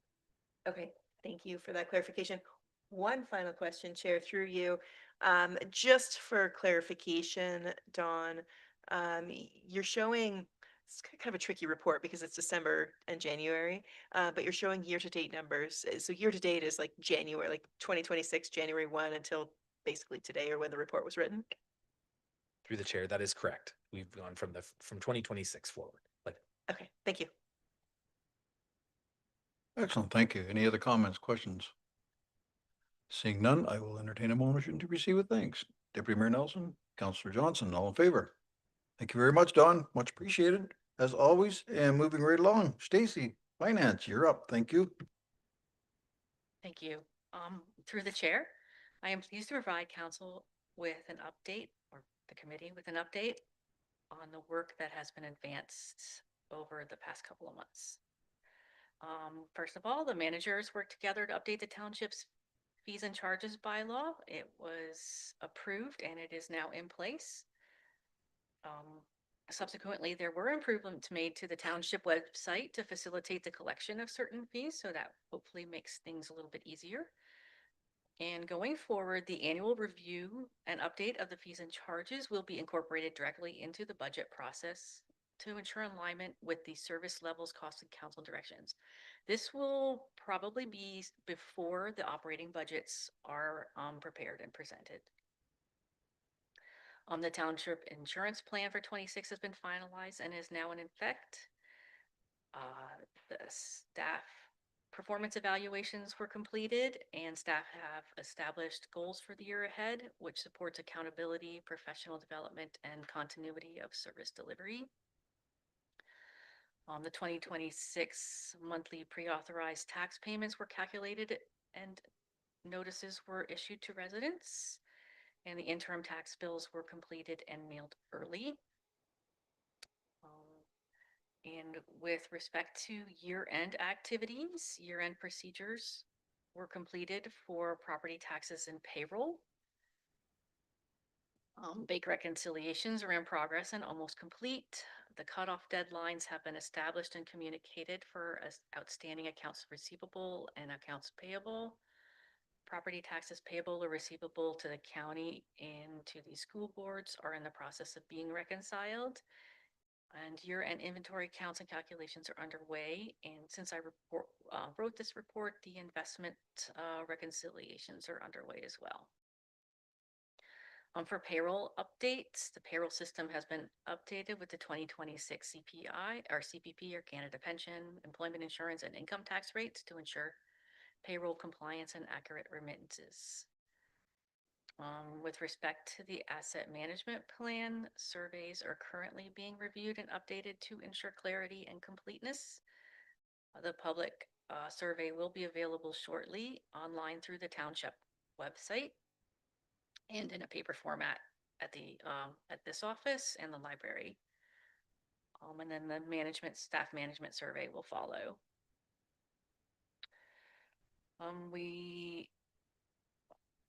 With regard to grants and reporting requirements, the pothole prevention repair program compliance report was submitted. The CSRIF status report has been completed and the MISA transfer payment agreement has been executed. And finally, the RFP, and Ash spoke about this. The RFP for the Douro-Dummer Center rink slab replacement was posted and is closed, and the bids are being analyzed using the established scoring matrix. Overall, these activities reflect significant progress across finance's statutory responsibilities and key corporate initiatives. They demonstrate steady advancement on key departmental deliverables, and the department will continue to support council's priorities and the township service delivery objectives. Thank you. Any questions? Thank you very much, Stacy. Comments, questions from the committee? Councillor Johnson. Through the chair, just the one question I have is that the township insurance plan has been finalized. Now, what do you really mean by that? Like I'm asking is that where we talked about insurance for hockey, for the ice rentals, is that kind of the thing that you kind of put together and someone knows now what they're going to charge with the insurance? Is that part of that? Through the chair, this is our overall township insurance plan, so it encompasses the entire package. So liability, insurance on our assets, some medical insurance. It's quite a comprehensive insurance package. So it's just our annual insurance, township insurance plan. It has to be updated on an annual basis. So would that include letting the arena people know what the charge for the rice rentals with the insurance pack included in their fees? Through the chair, I believe those were outlined on the fees and charges bylaw. So that information was provided with when that was approved. The insurance, the minor hockey would have their own insurance. And we are listed on their certificate. So they don't have to pay additional fees for insurance. Other users, depending upon their status with their insurance, may have to pay the additional fee. But with regard to the use of the ice arenas, the township has the proper insurance in place to cover those users. All right, thank you very much. Any other comments, questions? Seeing none, I will entertain a motion received with thanks. Councillor Lansman, Mayor Watson, all in favor? Carried. Thank you very much, Stacy. Much appreciated. Moving right along. Martina, Clerk's Department update. You're on.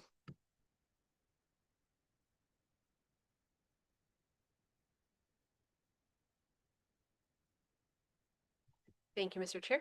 Just moving things around here. So I'm just going to highlight a few items from my report. In 2025, the department had a very busy year. We had 19 regular council meetings, 5 committee of the whole meetings, 10 special or special closed session meetings, and 2 committee of adjustment meetings. In 2026, we are anticipating a number of committee of adjustment meetings. So we have one tomorrow, as I mentioned earlier in the meeting by accident, and then we will have 2 committee of adjustment meetings in March. So that is, there will be some additional work for that committee coming up. For the 2026 election, as you know, an election vendor had been chosen through RFP. Staff have been participating in election training, and we're reviewing our election-related bylaws and policies. We, in concert with some neighboring municipalities, are going to be hosting 2 candidate and third-party advertiser training sessions. One of them is going to be on March 31st, and the other date is just getting sorted, so I should have that by the end of the week. This year we're offering 2 sessions because at the last election we only offered 1, and then we heard from some participants they weren't able to make that, and they wanted a second date. So we're going to have 2 separate sessions, one in the city, and Kevin Monaghan has offered to host the other one. They're on different days, different times, so hopefully we can capture everyone who wants to attend those meetings, and they will be recorded, and we will be posting the recordings as well, just to provide that additional education. For our lottery license program, we issued 4 licenses in 2025, and so far we've received 1 application in 2026. It's currently being processed. Our marriage license and ceremonies program continues to do well. We issued 6 licenses in 2025. We had 5 ceremonies. In 2026, so far, we've already issued 1 license and held a ceremony. And so we hope to continue to see that program grow. It's really rewarding for staff, and we're happy to provide a low-cost option for our community members as well. On records management, we are always continuously working to organize and maintain our records, especially the paper ones. There's an ongoing cycle based on the retention bylaw for the long-term filing and then the destruction of documents that meet their end-of-life retention.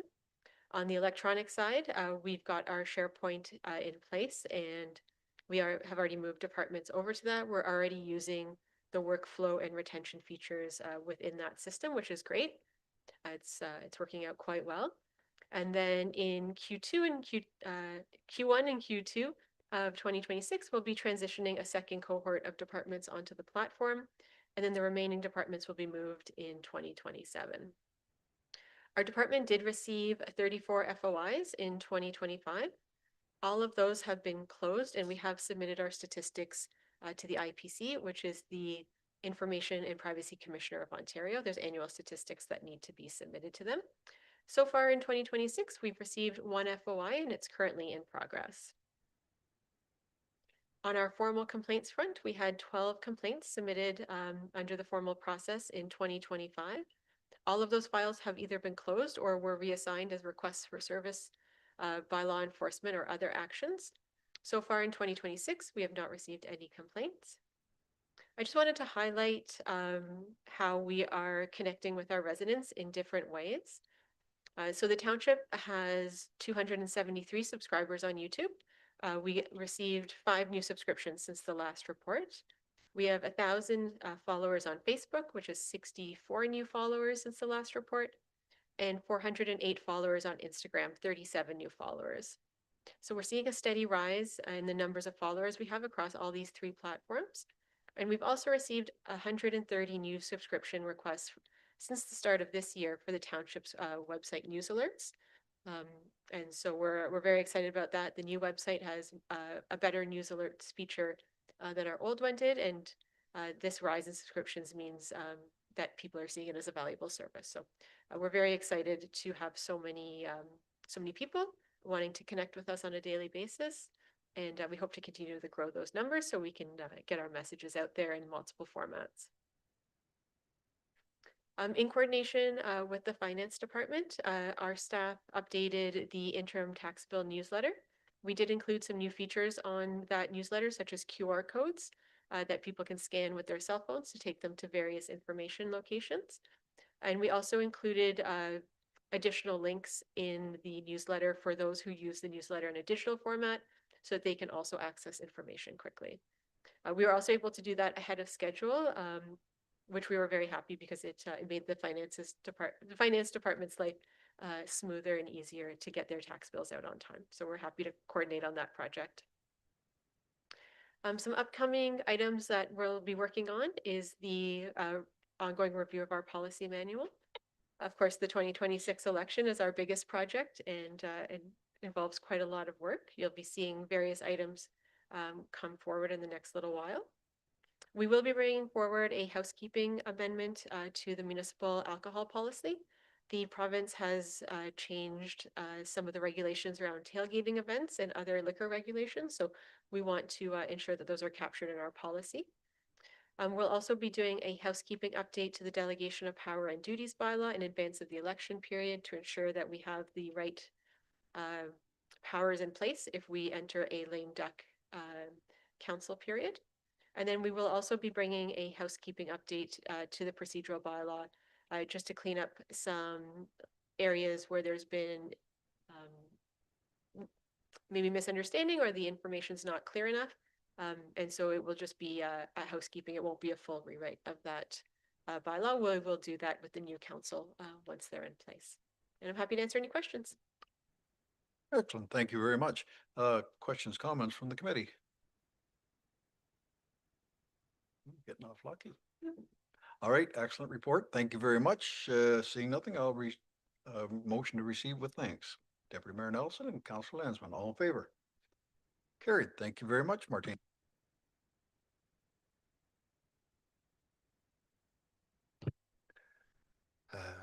Through the chair, members of council, thank you very much for the opportunity to provide some information today. I have I'm going to briefly touch on my report, and then I'm going to give you most of the time I have with you today, I'm going to spend discussing or bringing updates related to the Public Works Fire Station project here in Warsaw. But first and foremost, before we get too deep into that conversation, or I start to bring information related to that, I want to really highlight a couple of items that were included in my report. I would note from a human resources perspective, all annual performance reviews in my estimation have been completed, as well as we're monitoring staff compliance training as we always do. We have some updates. There's been some significant updates to the WMIS program that require some further updating with our staff. Highlighted or touched upon actually by the CBO, Mr. Hellman, he talked about the service delivery review project, and certainly that department is not leading that project. That department, my department actually is leading that project. It's my project this year. And so I'm happy to bring a bit of an update. As you are all aware, because we brought a procurement report forward, we have awarded this project to Triton Engineering. They've hit the ground running. We've done a bunch of, I've conducted a number of meetings with them to date. We meet bi-weekly on this issue, and they've provided us, I'm happy to provide you with a high level timeline for as the project's going to roll out, so you know what to expect. We anticipate bringing a background report on the project and some of the initial findings and how we plan to move forward in March to council for your information. Public engagement is a very critical part of this project, and it certainly is noted by a number of residents, users of the of those services, as well as members of council have drawn this to our attention, and we want to make, I want to assure you all that we've taken this very seriously. We will have public surveys that will go out and that will allow the public opportunities to provide comment. Those surveys I drafted, and we're just preparing them to bring them forward to the public. We'll also have some interviews with staff. So we've initiated some initial interviews, certainly with the building department and planning divisions, to get a better understanding of what their how they work. But there will be other interviews for internal staff and members of council.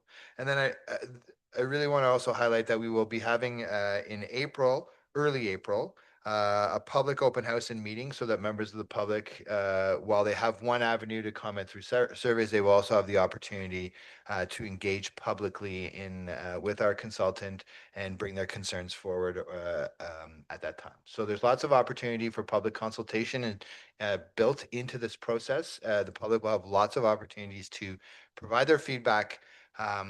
And certainly I would encourage you, if you have members of the community who are unsure at this point, there will be also some public information posted to our website about how and when this project, how it's working, when the timeline for it, and how they can engage in some of these other public opportunities. But certainly, if you have any members of the public that are concerned that they haven't been heard or not going to be heard, they can always engage with my office, and I'll make sure that their information gets to the consultant. Once that engagement is done, we can anticipate a draft report coming to May that will give us an initial look at at the findings. And a general overview, and then a final report will come forward in June with some recommendations from the consultant as to how we may improve the service delivery in that part of the organization. I think it's a pretty fast-moving project. Our goal is to go through this work and have it done by mid-year so that we are well aware as to how we can move forward as an organization with appropriate service delivery. Second thing I would like to so switching gears a little bit, I'd like to draw your attention to some of the IT department. I think we have two significant updates that I'm pleased to bring to you. First and foremost, I'm going to start with the bottom point first. We've introduced a new IT help desk functionality, recognizing that we have a dedicated part-time staff member who we share with another jurisdiction for service. Which means that we only have access to effectively half of a staff member for a week. That doesn't mean that Michael Garside, our IT employee, works for us half a day. We sort of structure the week so it works best for him and our neighboring jurisdiction, Asphalt Norwood, who we share that resource with. But we introduced some functionality because we also recognize that IT-related issues do not happen just on the afternoon of Wednesday, Thursdays, and Fridays when the IT employee is actually in-house with us. They happen all the time. And so this allows a better opportunity for our IT employee to respond to those issues, even when he's working remotely, maybe in another jurisdiction.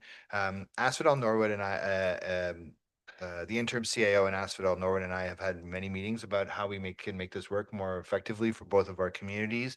And so both, not just Douro-Dummer is engaging in IT help desk functionality, but our neighbors are as well, to help sort of smooth out that process. As we're about 2 years into this experiment with shared staff, not that we're finding it not working, but we just want to improve the way that those services are being delivered. And certainly as members of council, if you have issues with your technology, please reach out to Martina or myself, and we'll guide you to how to enter your request into the IT help desk. It also helps us track volume of what we're doing and what is happening in that part of the organization. Because as we start to move things, as Martina discussed, moving some of our things to SharePoint, etc., there's more technology that we're using technology daily, and so we just want to make sure that we're doing it safely from a cybersecurity perspective, as well as effectively and efficiently. The second thing I'd like to draw your attention to, where IT department is working towards or working through replacement of the township phone system. I'm not sure. I appreciate that for many people in the public, when they call the township, sometimes it can be frustrating to get through to the right extension. That's not by design. Just to be clear, we don't, the issue generally is the age or the antiquation of that piece of technology. So currently our phone system is extremely old. It's not sort of Alexander Graham Bell old, but it's certainly generally old in its nature, and the technology that exists is no longer being supported by third-party operators. And so we have some significant motivation to move forward. Part of the so there will be a report coming forward to council in the near future as we talk about what those options are. We have some money in reserve in the IT reserve that will help offset that costing, and it's probably something that we're going to have to really consider as we move forward throughout this year to make that replacement. That's the contents of that portion of the report. I'm going to give you a verbal update now on the Public Works Fire Hall. So I think last year, as we worked through some of this work, we engaged a couple of local firms to do some work, and we've had some of these conversations at council already. But we engaged with Cambium Engineering and Engage Engineering. To do some work to get us ready so that we can sort through what the future looks like as to how this project comes forward. And so I'm going to compartmentalize it or break it down into two separate things that we've really been working forward in the last half a year. And I'm prepared to, I think we're prepared to take the next step forward. And I think it's an exciting time for this project in Douro-Dummer. First and foremost, the site plan. So as we recognize, there's some expansion that is going to happen up on the current Public Works yard, and that we have lots of different things that are going to be happening there with a new fire station and a Public Works facility. And so we had to do really, we felt it was really prudent to prepare a site plan for the subject property, and we worked with Engage Engineering, our civil engineers, on that portion to support the site plan. Following reports and studies needed to be completed, and I'll sort of walk you through what those were. We did a hydrological study to assess our water supply and sewage systems, and provided that study provides recommendations that are then fed into the site plan. Just to be clear, we had identified a new well on that site a number of years ago, and part of the work was to test that well to make sure that it continues to work or function or have this water reserves that we recognize we will require, as well as we had to also reimagine what our septic system would look like and where that would be placed on the site. And so that is part of that work that comes from that. The second thing that's required is when you do any kind of development on any site is you need to deal with or manage your stormwater management. And so we developed a stormwater management report and plan that also has fed into what is reflected in the site plan itself. We have because we're changing the dynamic of what happens on that property with the fire station and people coming and going. We had to reevaluate the site entrances, make some recommendations, and assess the traffic that will inevitably be part of that. We did some on-site traffic review and some turning around how the building goes, how the fire trucks and the public works trucks can all cohabitate on the same property at the same time so that we are operating safely, but also can accomplish all of the various phases of work that need to happen there. And then that all sort of comes together in a civil drawing set or a site plan itself. So all of that work is now complete. That's a substantial amount of work to get us to this stage. So that is all of that work is done, and those reports, including the civil drawings or site plans, so to speak, have been circulated to the relevant technical bodies for review and comment. Those bodies being places like Peterborough County, Orca, etc. And we're waiting. We have just got our first set of responses. We are working through that process, and we anticipate that this phase of the project will be complete within the next 30 to 60 days. We should have a site plan ready to go. with sign-offs by the various people.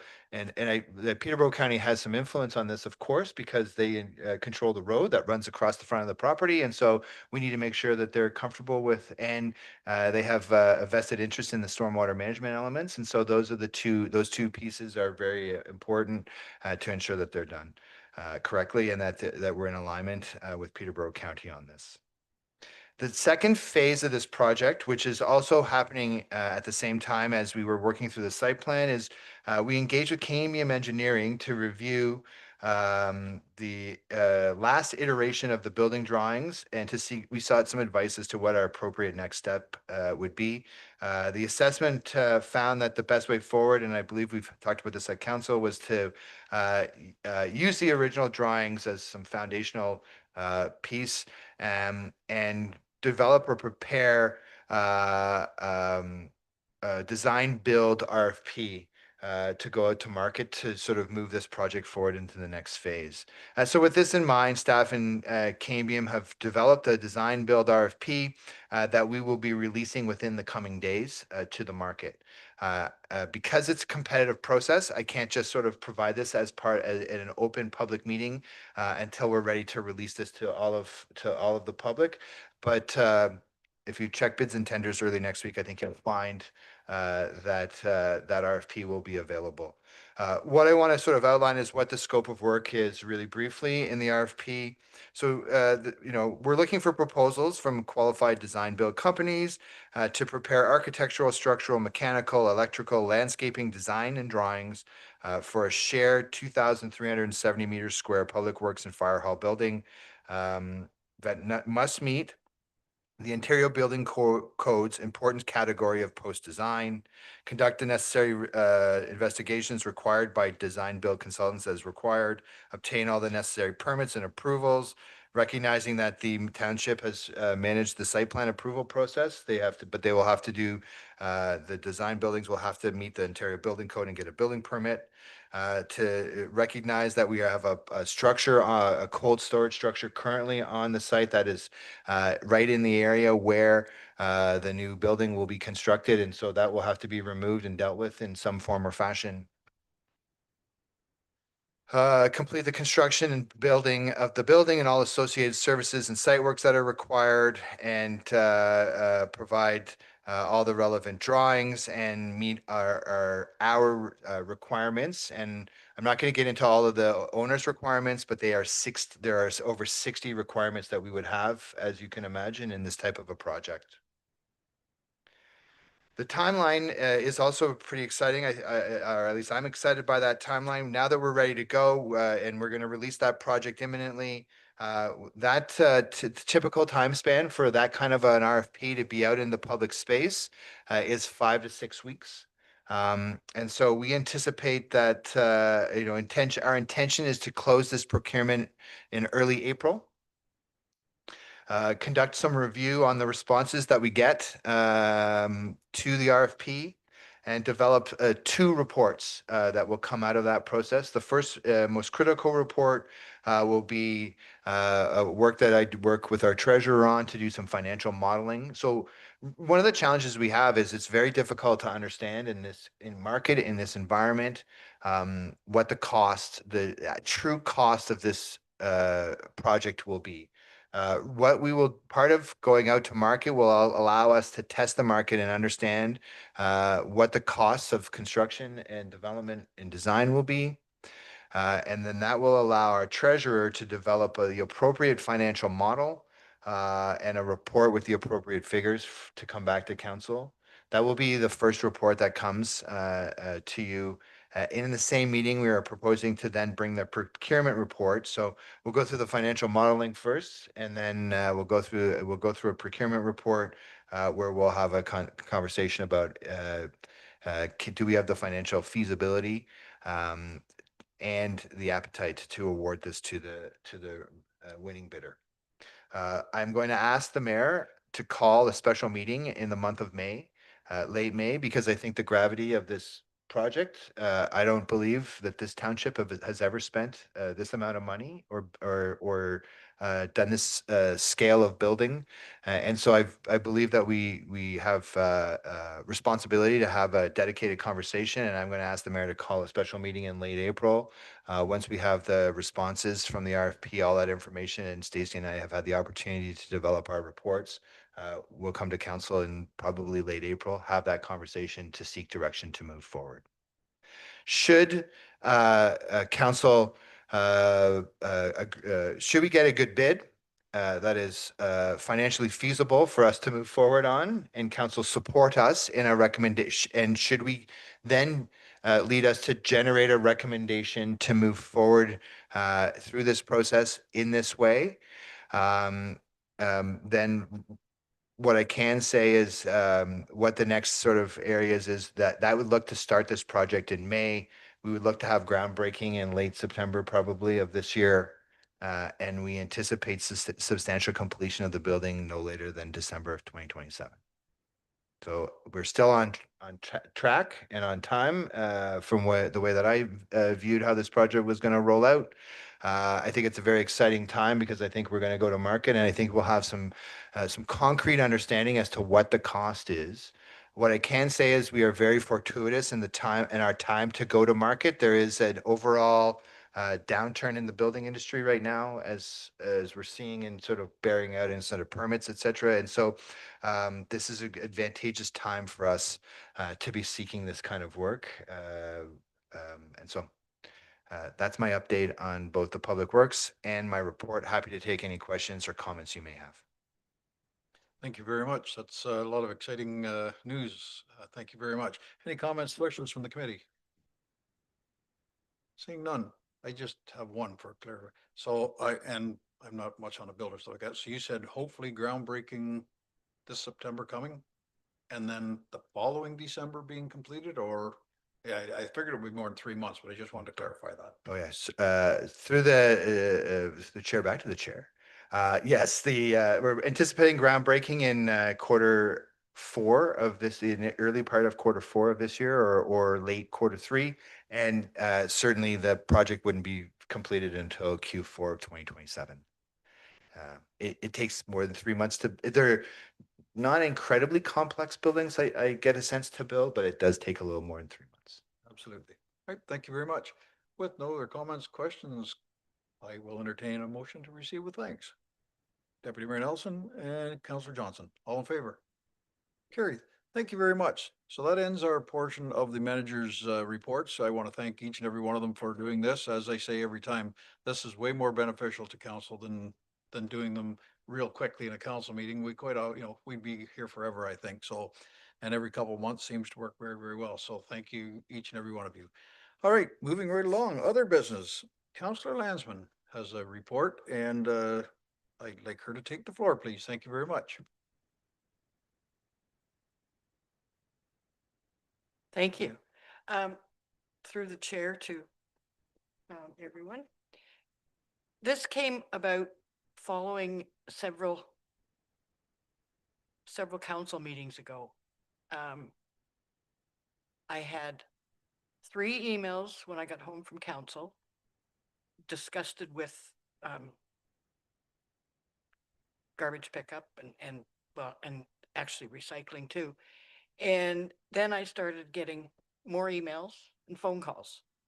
And I thought, this is crazy. There must be some way that we can find out, we being people who put out garbage, that we can find out whether or not garbage is going to be picked up today. Because some people have put their garbage out.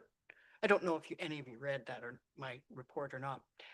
But if garbage is put out and not taken, it's a very good chance it's going to be torn up by animals or emptied somehow. And that people don't know whether that it's going to be picked up that afternoon, the next day, or the following week. So I contacted the people who had contacted me and put their comments in my report. And basically what I'm looking for is council's thoughts on it and what could we do? And it's not everybody having the problem. It's people on the smaller roads and the private roads. And I don't know. Sorry, I didn't mean to have my back at you. Sorry. All right, thank you very much. I'll just open the floor to anyone on council or the committee or staff members that would like to weigh in on this, and maybe we can come up with some kind of a solution. So I'll start it with Mayor Watson. Thank you, Chair. Through you. Councilman Lansman, thank you for your report. I too heard from a number of residents in January in particular who were concerned about garbage as well as recycling, but we all know that recycling doesn't fall with the townships anymore, nor does it fall with the county. Yeah, I feel like that we need to separate those issues at the table today for conversation because it's, the recycling, I was dealing with a matter with a resident on that just in the last 24 hours, trying to help them navigate that. And it isn't the easiest and it's no longer within our jurisdiction. So it doesn't help us to help them. But speaking of the garbage specifically, I appreciate the fact that, I think when we were heading into week 3 for those residents who were impacted 3 weeks in a row, having a conversation with our CAO, subsequently with our public works manager, to talk about what can we do to help mitigate this, on the spot, given the circumstances.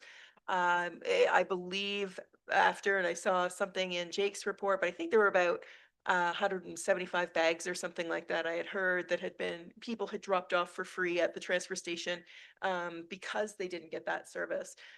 It's helpful. It's certainly not helpful for people who live in Donwood to drive all the way out to the transfer station.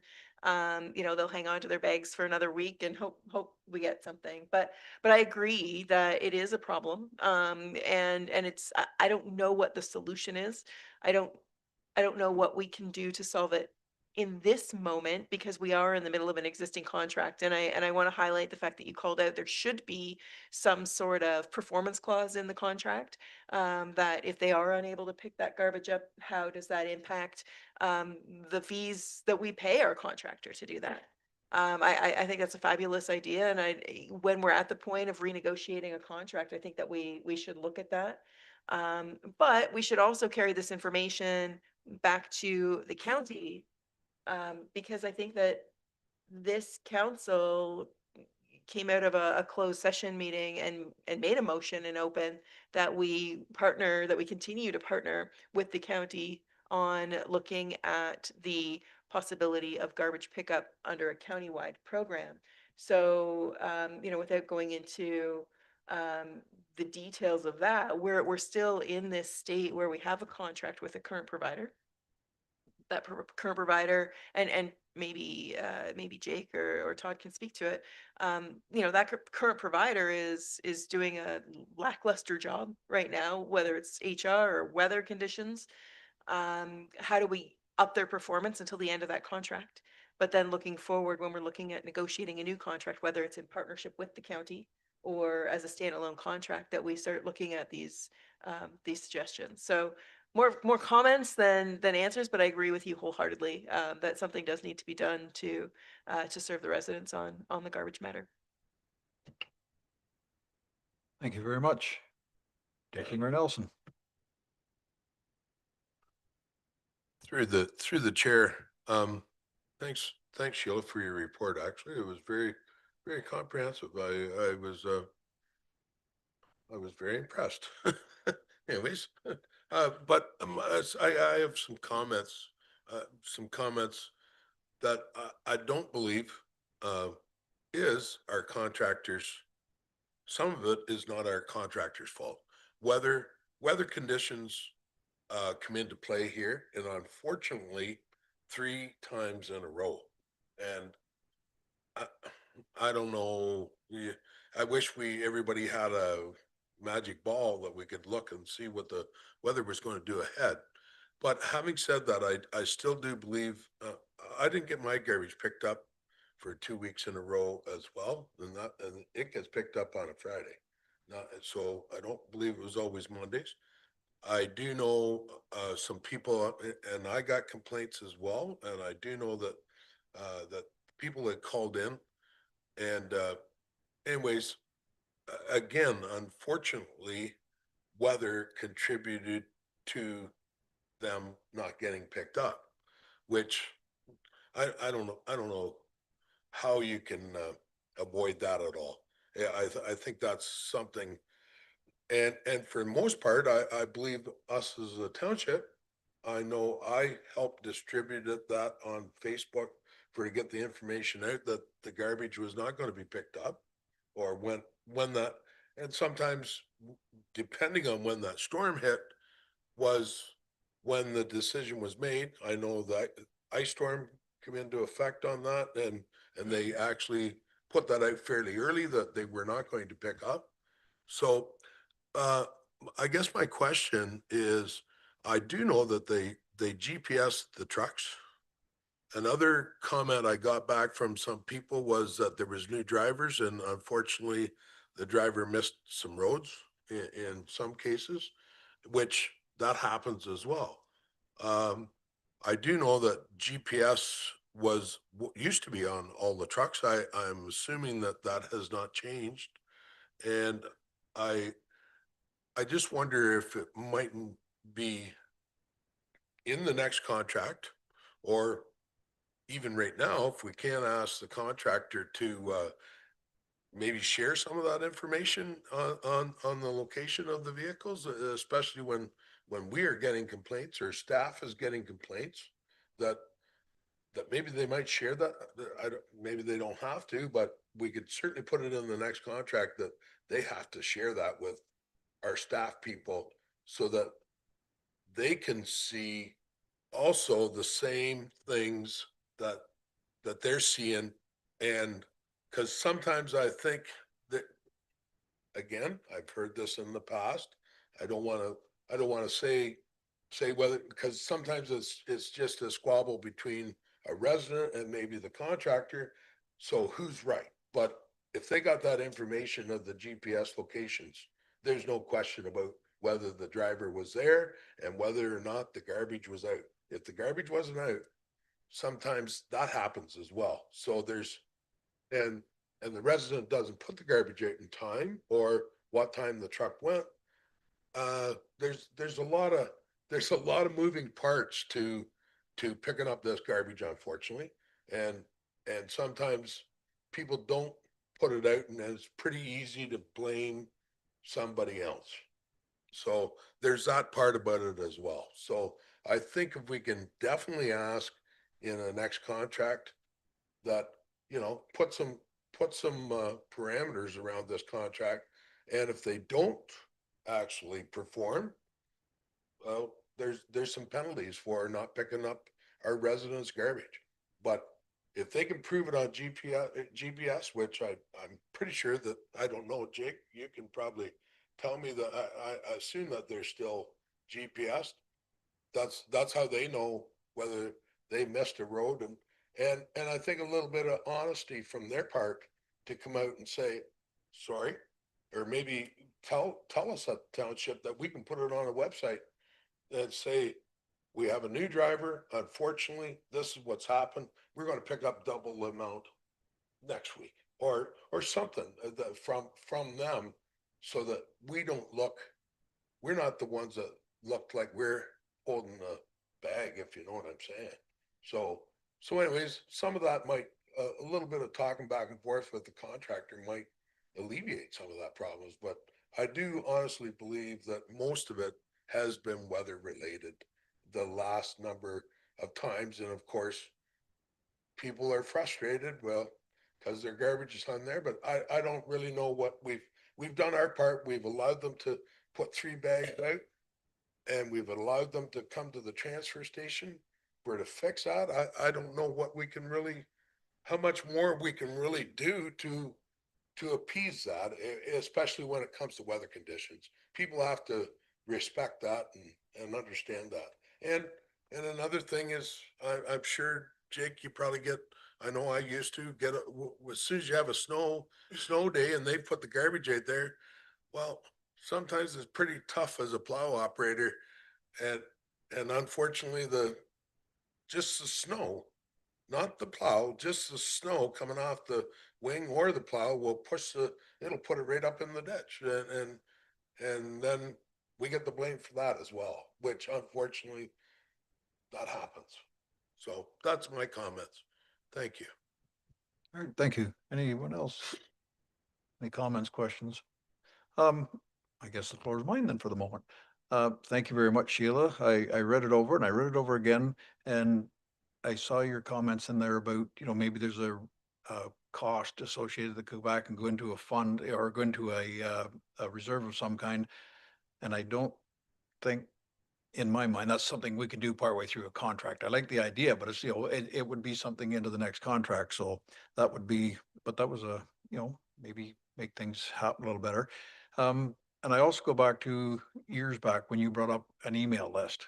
And I know the idea got shot down way back when, so we got, but I mean, if people signed up for an email list for garbage collection and recycle collection, well, not so much recycle because it's county, but for the garbage one.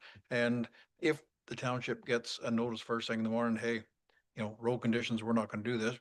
Off goes an email to all those people. I know on my phone, I can very much easy look at an email quickly rather than try and go on a website and find, whether there's anything on a website. So, even if I'm at work and like that, it'd be, but that's just me. I mean, maybe other people are real handy at that. So, but that's, yeah, I mean, that's certainly things that we could certainly look at. And next time around, these things, if we go on our own, should be maybe built in and look at all these things. Yeah, roads, drivers, exactly. And I know I've heard the comment, well, the recycle truck went down the road or the fuel truck went down the road. But I did talk to the guy at the waste garbage people that look after our township. And he said, my driver may not be confident to go down that road where somebody else was. And that's their prerogative. I mean, if you don't feel safe driving down the road, I don't blame you. I don't want to put a big truck in the ditch or get stuck or not be able to turn around, whatever. So I totally agree with them on that one. So there is circumstances with that too. So that's my comments on it.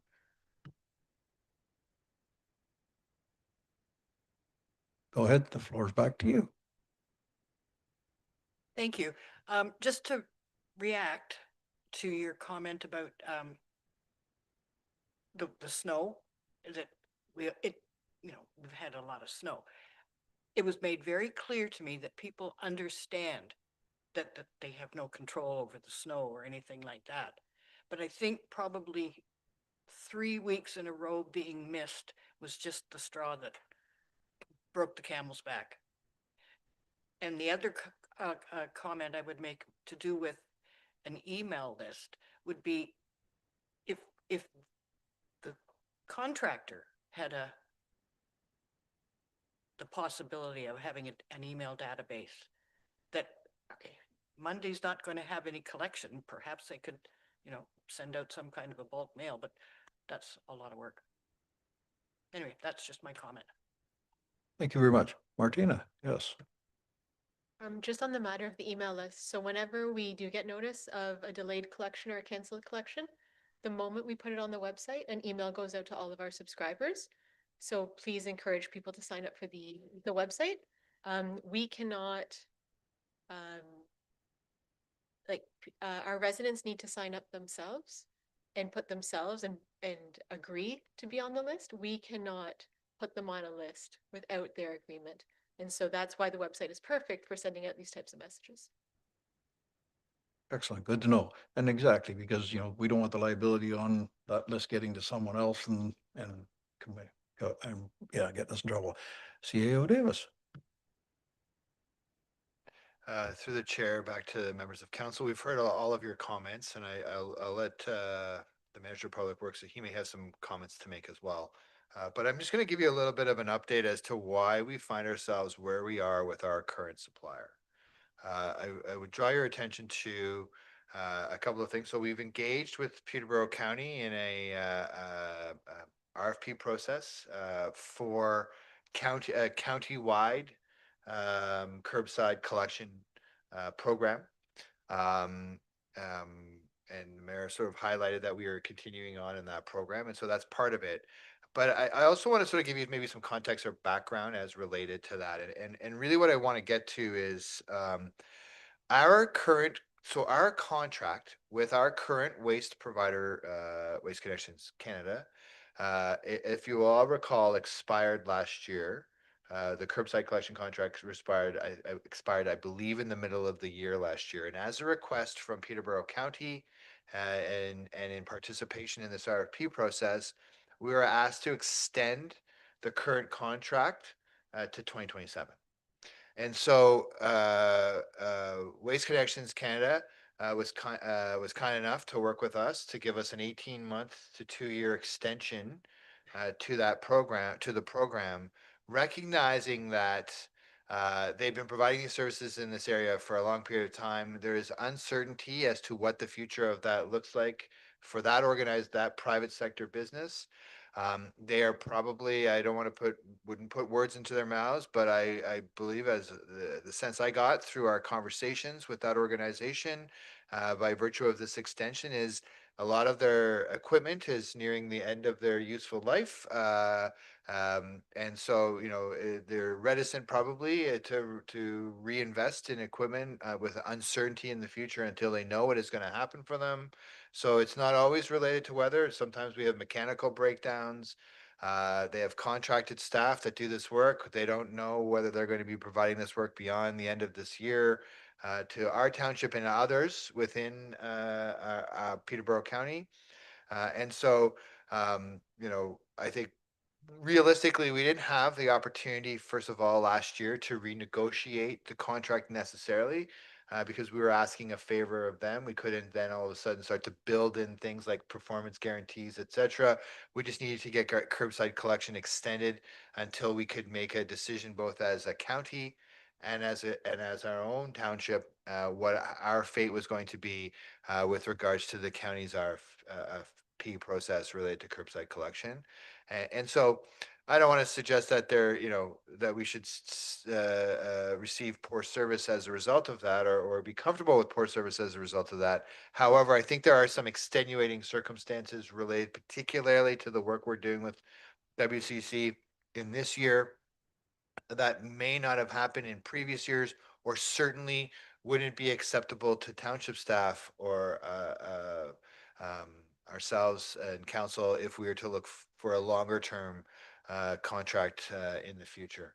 And so, I also I agree with certainly the comments that the mayor made related to these are things that we need to take into consideration as we look forward to whether we are participating in negotiations with Peterborough County for curbside collections or whether we are doing this on our own. These are all very good points that were brought forward by Councillor Landsman and the residents of our community, and all of the salient points that have been brought forward by council. Those have not gone on deaf ears, but that is one of the reasons why I asked Jake, or Jake offered actually, to be in this portion of the meeting. He could have gone back to the Public Works yard and ordered his staff around, but he really wanted to be here to hear your comments in person so that those can be reflected as we deal with those organizations. I'm not sure if Jake has anything to offer at this time, but I certainly, that is sort of my statement. Through the chair, I appreciate the report, Sheila, and a lot of good comments, ideas have been brought up around the room here. Just a couple of comments I have to make. I appreciate everybody has had it with this winter, really. And on top of that, garbage miscollections, it just adds to it, right? So I appreciate everybody's frustration in that matter. Just a couple of comments with some of the ideas here. There was a blanket cancellation once this year. So that works only when it's first thing in the morning to post that on a website or to send that out. It rarely happens for the garbage or recycling. School buses, yeah, but not garbage and recycling. So that kind of is a bit of a workaround for that one to work. It might work when the days are a blanket cancellation, but the other thing, as mentioned by the chair, I believe, the confidence of the drivers is the next factor. If that driver, the recycling driver has been a driver for 10 years, he sees that road, no problem, he's down there. The garbage guy comes along, he's only been there 6 months. He looks down and goes, no way, I'm not going down that road. you know, we have to, and for our own staff, we don't force them to do that as well. For a snowplow operator, if they don't feel confident to go down a road, they're not going down it. We can't put them in that predicament. So I appreciate the staff or the drivers outlook on that. And just one other thing, that when they know that they're not going to be traveling down a road is when that driver gets to that road. So if that's at 3 o'clock, 3:30 in the afternoon, doesn't really do any good for anybody to know. You know, they know, I guess, not going to be collected, but it doesn't do any good at that time, really, right? So it's like I said, a lot of good ideas, a lot of good conversation. It's just there's a lot of wheels in motion here for all this to try to, you know, try to get the word out in time for everybody to see it, I guess. And like Deputy Mayor had mentioned, the clear bags in the snow that we've had this year, I you know, if I was a driver, I'd probably drive by a few of them myself. You know, I've heard that, but they picked my neighbors up and missed mine. They might not have seen it, really. It might be as simple as that, right? Yeah. So anyway, that's just my 2 cents. Thank you, Jake. Mayor Watson. Thank you, Chair. Through you, thank you, CAO Davis and Jake for your insights and for hearing the concerns of council on this. I do have a couple of other points, and Jake, just picking up the comment that you made. If you know at 3 o'clock in the afternoon, somebody is you know, a driver decides that they're not going to go down a road because of their own confidence or the state of the road. I wonder if then that becomes the opportunity where to Councillor Landsman's point and comments in it, it's like residents don't know whether or not they need to bring in their garbage. Like, are they coming tomorrow instead? Are they delayed? So as soon as we get that information, right, and I'm assuming the driver has some form of communication back with the head office saying, hey, I'm not going to go down the 5th line or the 2nd line or whatever. And then to be able to, going back to Martina's point, saying like, okay, let's push it in on the website, and anybody who does get those notifications do get those notifications so they can bring in their garbage. You know, it's also dark, right? Let's not forget it's, you know, in the depths of winter, and which seems to be when the problem is. So they're going down their long laneways at 4 o'clock in pitch black. If they know at 3 o'clock they can pull their garbage back up as opposed to wait, because I think we tell residents to keep it out until 7 p.m. You know, they can bring it back when they're coming home from work or whatever the case may be, as opposed to they're late. So there might be an opportunity there. I just want to highlight that specific incident. The other thing for staff to take into consideration, and we saw this during with the recycling, and again, not our responsibility, but if we are looking at down the road making changes contractually with garbage pickup, January 1 as a cutover date is a horrible date to do this. I think that, you know, a lot of people's regular schedules are messed up because of holidays. I think, you know, we know that the garbage and recycling collection dates are messed up because of the holidays. You know, Mondays pushed to Tuesdays, or we're not doing it this week, or whatever the case may be, because of Christmas and Boxing Day and New Year's Day and those statutory holidays. So, you know, to allow, so then when things go wrong or when there is a transition, to mitigate any potential challenges on top of the holiday schedule challenges, it would make sense to postpone any cutover that could happen to even, you know, the 15th of January or the 31st of January, or do it well in advance of the holidays, if that's an option when we're looking at renegotiating contracts in the future, whether it's in partnership with the county or separately. I think just looking at the timing of that. And finally, I mean, we talk about, and Sheila, your report talks about the residential impacts that happens to all of us when our garbage doesn't get picked up. I think it's important that, again, when we're looking at negotiating this stuff, we look at the staff impacts. And I know Jake, Todd, both of you are here when this stuff goes down. But I've heard anecdotally the impact that it has on staff, not just as it relates to getting the message up on the website, but the hundreds of phone calls that are coming in from residents wondering what's going on, because that is another way people get information, right? And when those days happen, I get the impression that not a lot of other work gets done in the office because of that. So there's a hard physical, like a real cost to that. That's costing taxpayers kind of twice. If you think about it, they're paying for pickup that they're not getting, and they're paying for the staff time to manage and mitigate that. So so just for staff to take into consideration when we are looking at conversations with our contractors or future contract negotiations. Excellent. Thank you for those words. And Deputy Mayor Nelson, you're on.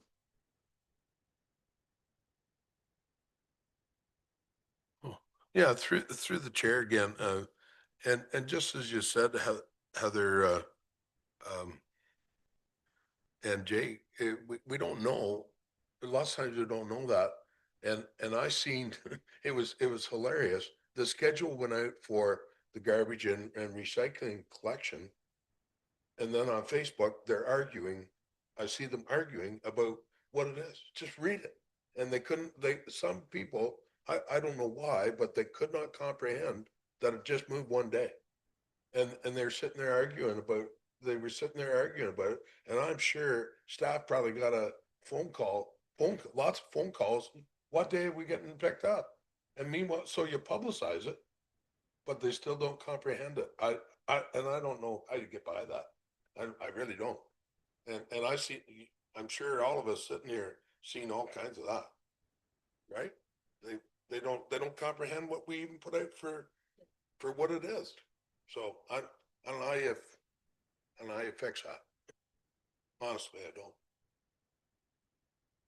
All right, thank you very much. Any other comments, questions? No, seeing none. Well, thank you very much, everyone. Just to the public, something that our Deputy CAO clerk mentioned, subscribe. It's the best way you're going to get information from our website, whatever, subscribe, and you'll know what's going on as long as you check your emails. Is it? That goes perfect. Thank you very much for that information. All right, so I want to say thank you very much to Councillor Landsman for bringing that forward. I thought that was a great discussion, and we'll have a motion to receive it with thanks. Deputy Mayor Nelson and Mayor Watson, all in favor? Perfect. Thank you very, very much. Okay, so that concludes today's meeting. Again, wonderful time. Right. So we have any new businesses going to come up for next meeting, please get it into the clerk. We do have, I think, Family Day skates coming up, both arenas, I'm not sure, but just in Warsaw Arena, okay, and it's free, but it's sponsored by the Lions and the Knights, correct? So, and what time?